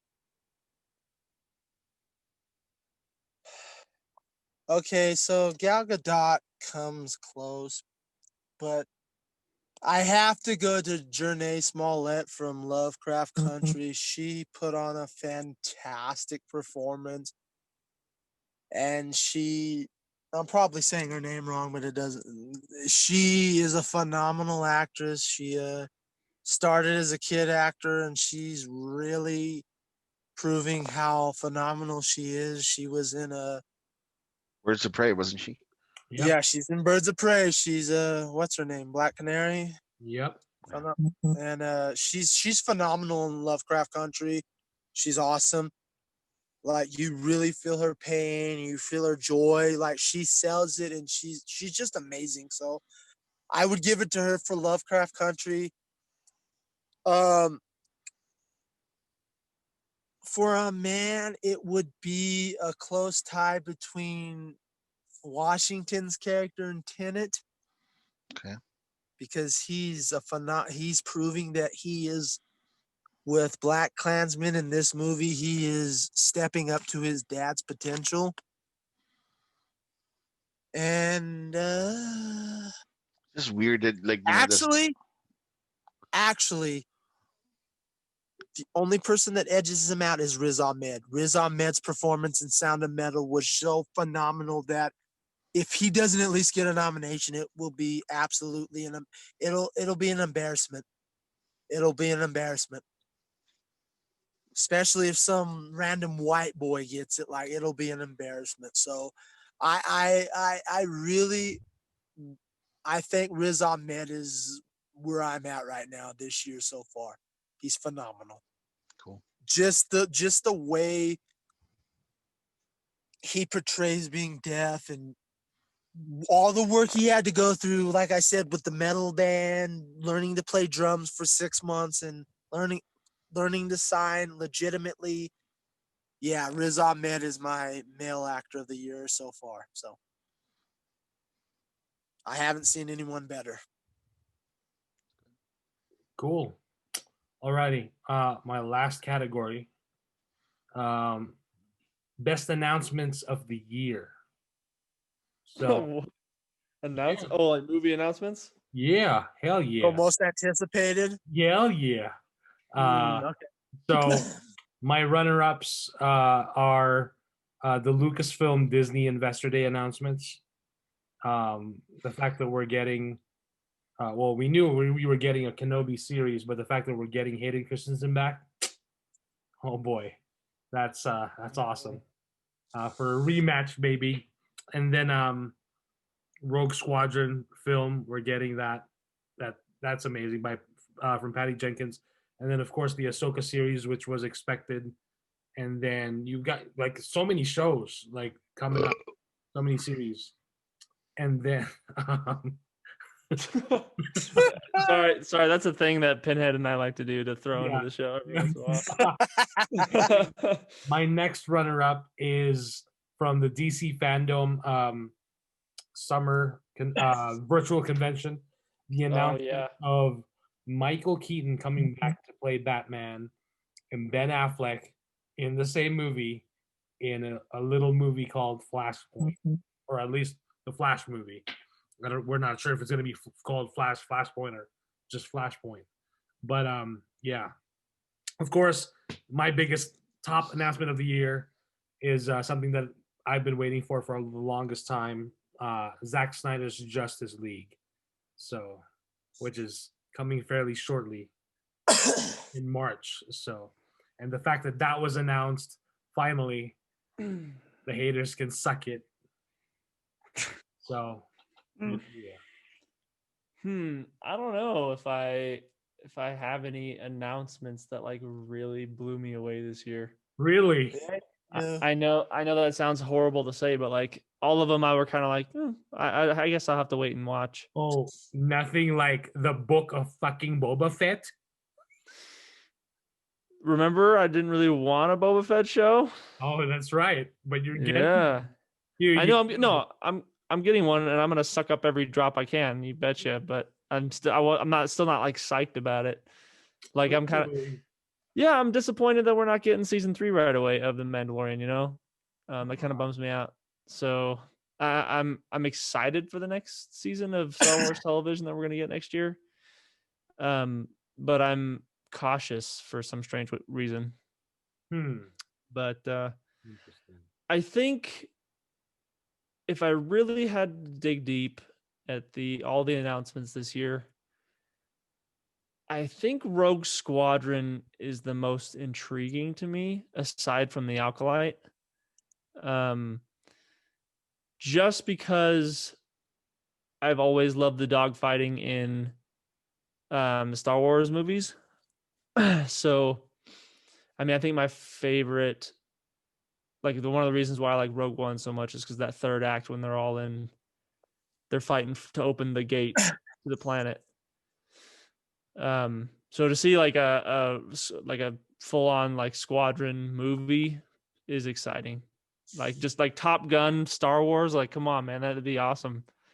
I want to see homoerotic volleyball, them playing some kind of sport on the base. Topless. Oh yeah, all shirtless. Show me some alien. With Kenny Loggins playing in the background. Highway to the Danger Zone. I expect all of that. Give me motherfucking Max Rebo. Oh my god. And if Tom Cruise doesn't make an appearance, then it's over. No, I'm just kidding. The I future don't. of this industry. Yeah, I don't want him in Star Wars. I don't need that guy in Star Wars. But all jokes aside, Rogue Squadron is the most intriguing to me, and that is something that I am actually really looking forward to. So everything else, I'm just cautiously waiting, and I'm excited, but I'm cautious about everything. Because what happens is if I overhype something, then it doesn't like appeal to my satisfactory, then I don't like it. So I'm trying. I've been trying to stop that crap, which is like give me like 4 years ago, I would have done that with Wonder Woman, and who knows, I would have been that kid on that commented on the YouTube channel. That was probably you, anyways. Shut up, Kuya. That's great. Dumb prick. No, but for real though. Yeah. Kuya, man. with Kuya's wonderful transition, you can let us know what your favorite are. I take any announcements with a grain of salt. Mike knows this. I get hyped up too much sometimes. But when I found out that Zack Snyder, Zack Snyder's Snyder Cut is gonna be released, for me, it's just like it's about fucking time.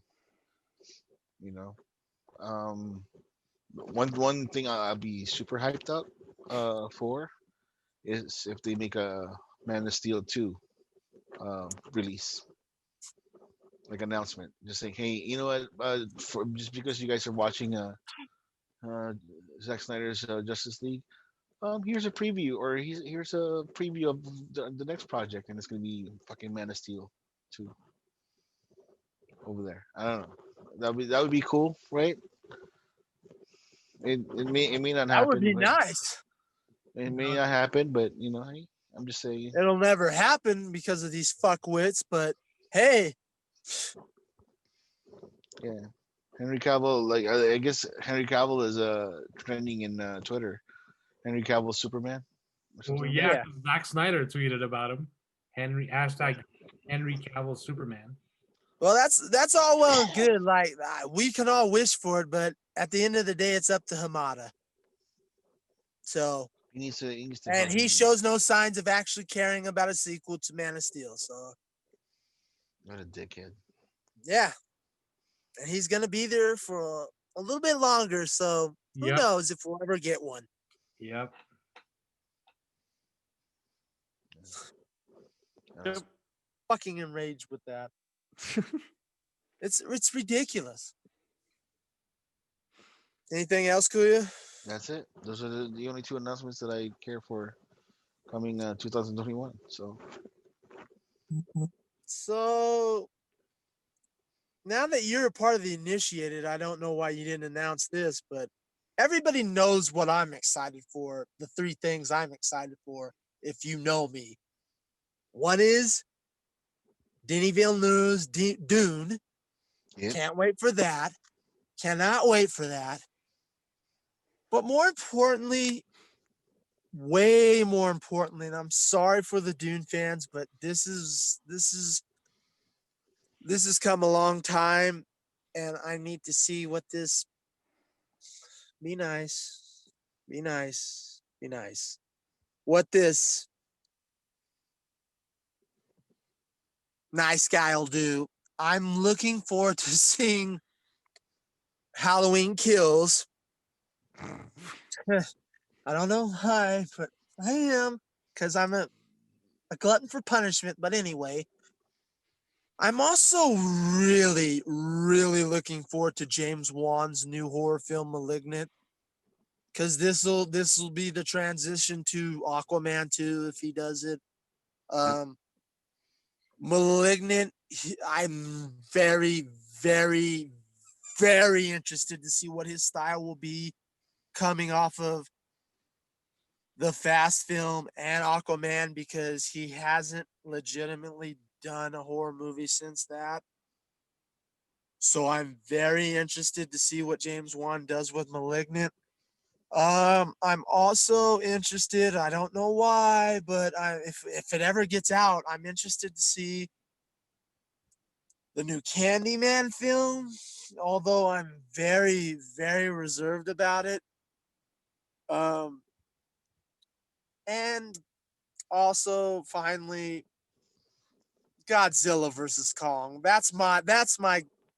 Hmm. I can't wait. Interesting. Especially considering we're getting a rumor that we might get Mechagodzilla in this Oh, film as that's a kinda hidden cool. villain.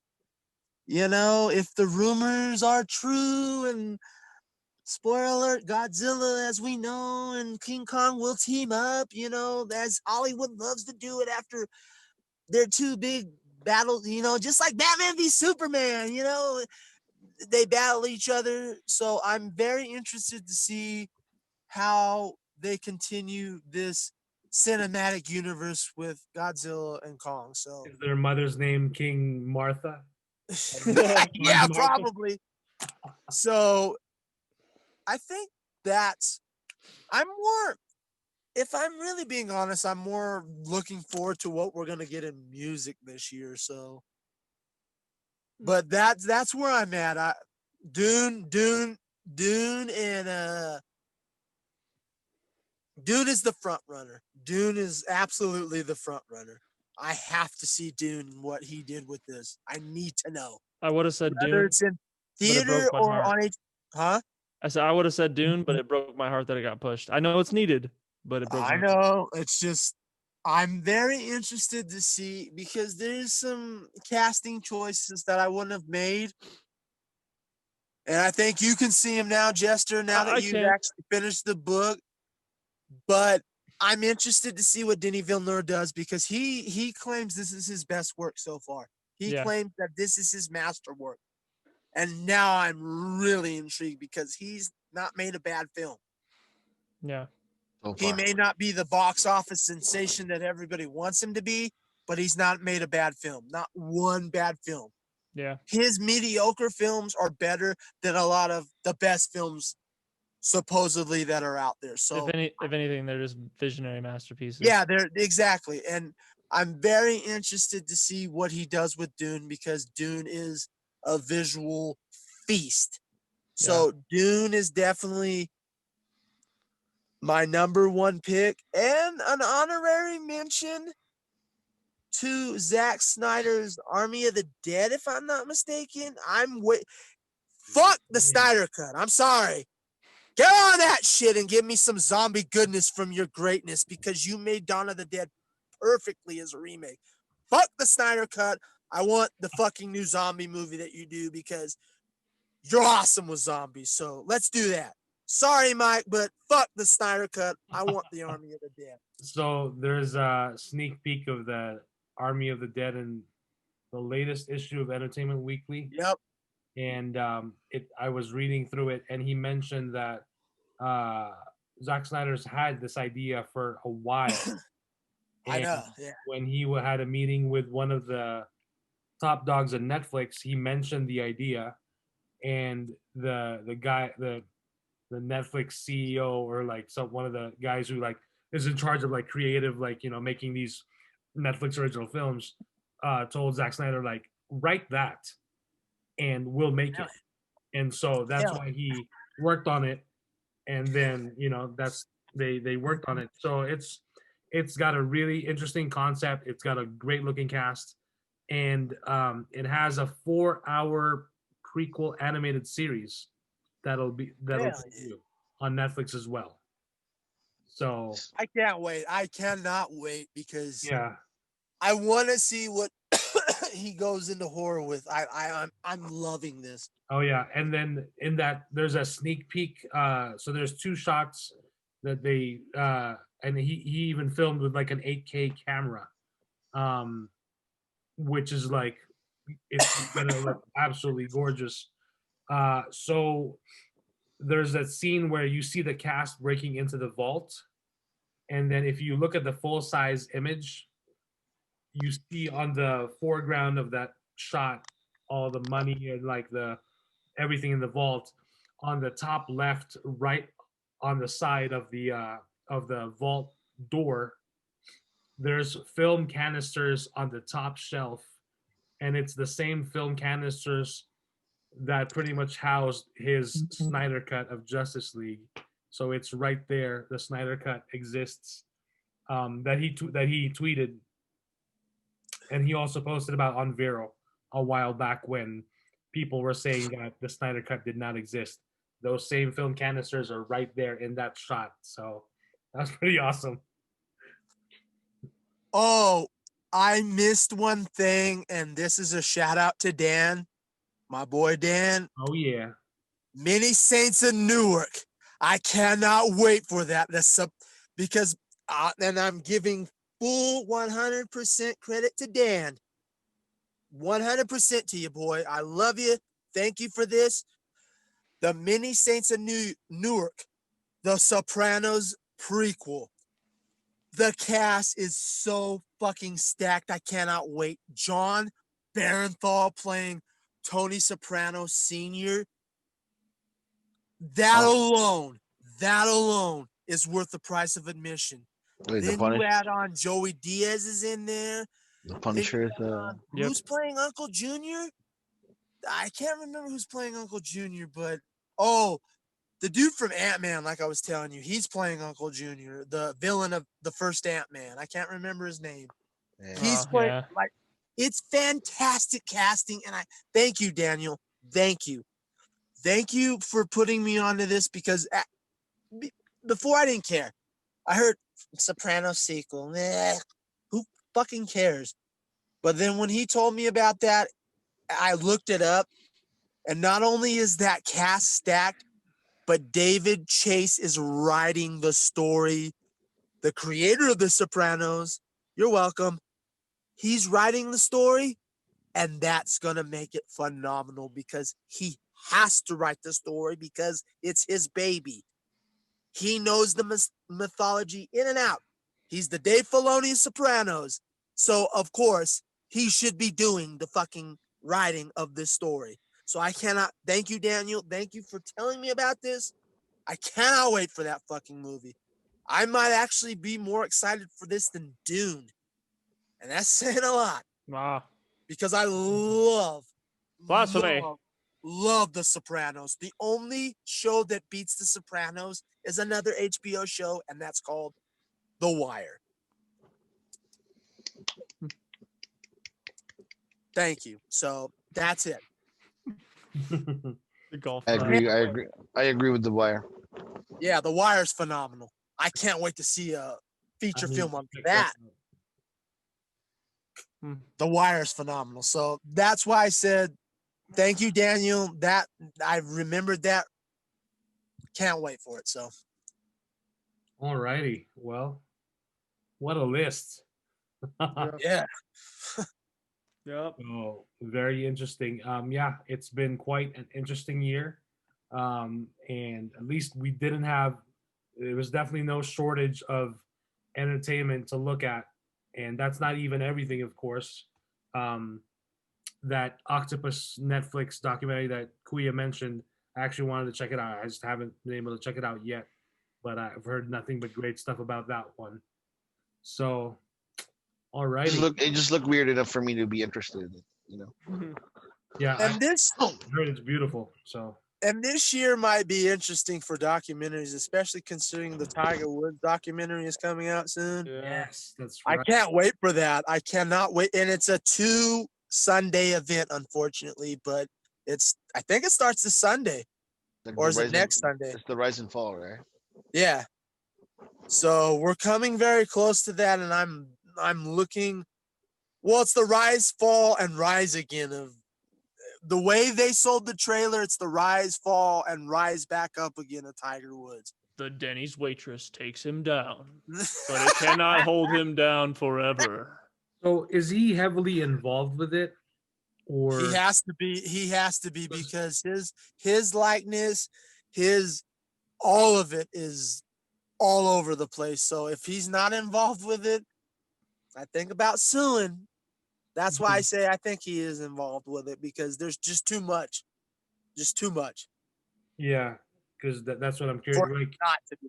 I'm hoping that we get something kind of like The Last Dance, where you actually have interviews with him right there, not past interviews, but like current, like where he's talking about, Yeah, exactly. And I hope that we get that too, because from the way they sold that trailer, from what I saw yesterday, they're selling it like The Last Dance. So I hope that we do get some interviews. I want all the interviews, like then, middle, and now. I want all Right, the interviews. right. So Yeah, and in that trailer when his father is talking, I was like, wow, this is there's something here. So yeah, interesting. I can't wait for it. I really can't wait for it. Yep. So Alrighty then. Well, thank you guys for listening. If anyone's got this far. So yeah, Full hour later. you guys can follow us on the usual stuff.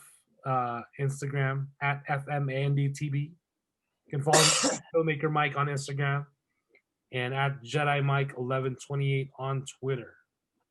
Jester. Yeah, buddy. You can follow me at SequesterJ on Twitter.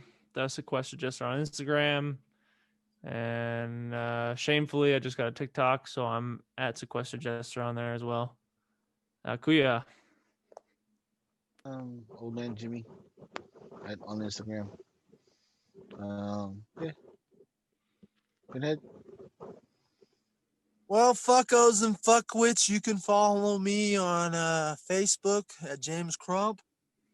You can follow me on Instagram at Pinhead198, and that's where all the fun is going on. I got a Twitter, but I'm working on that right now, so it'll be fixed by the next episode. Nice. Yeah, baby. Alrighty, well, that's the best and a little bit of the worst of 2020 as far as entertainment goes. So we shall see what. Fuck The Last of Us Part 2. Oh, will these episodes have our new intro up on them? Hopefully, yeah. Ooh, We'll see. wonderful. Yeah. Alrighty. Thank you guys for listening. Till the next episode. Stay safe, y'all. Later. Bye. Peace.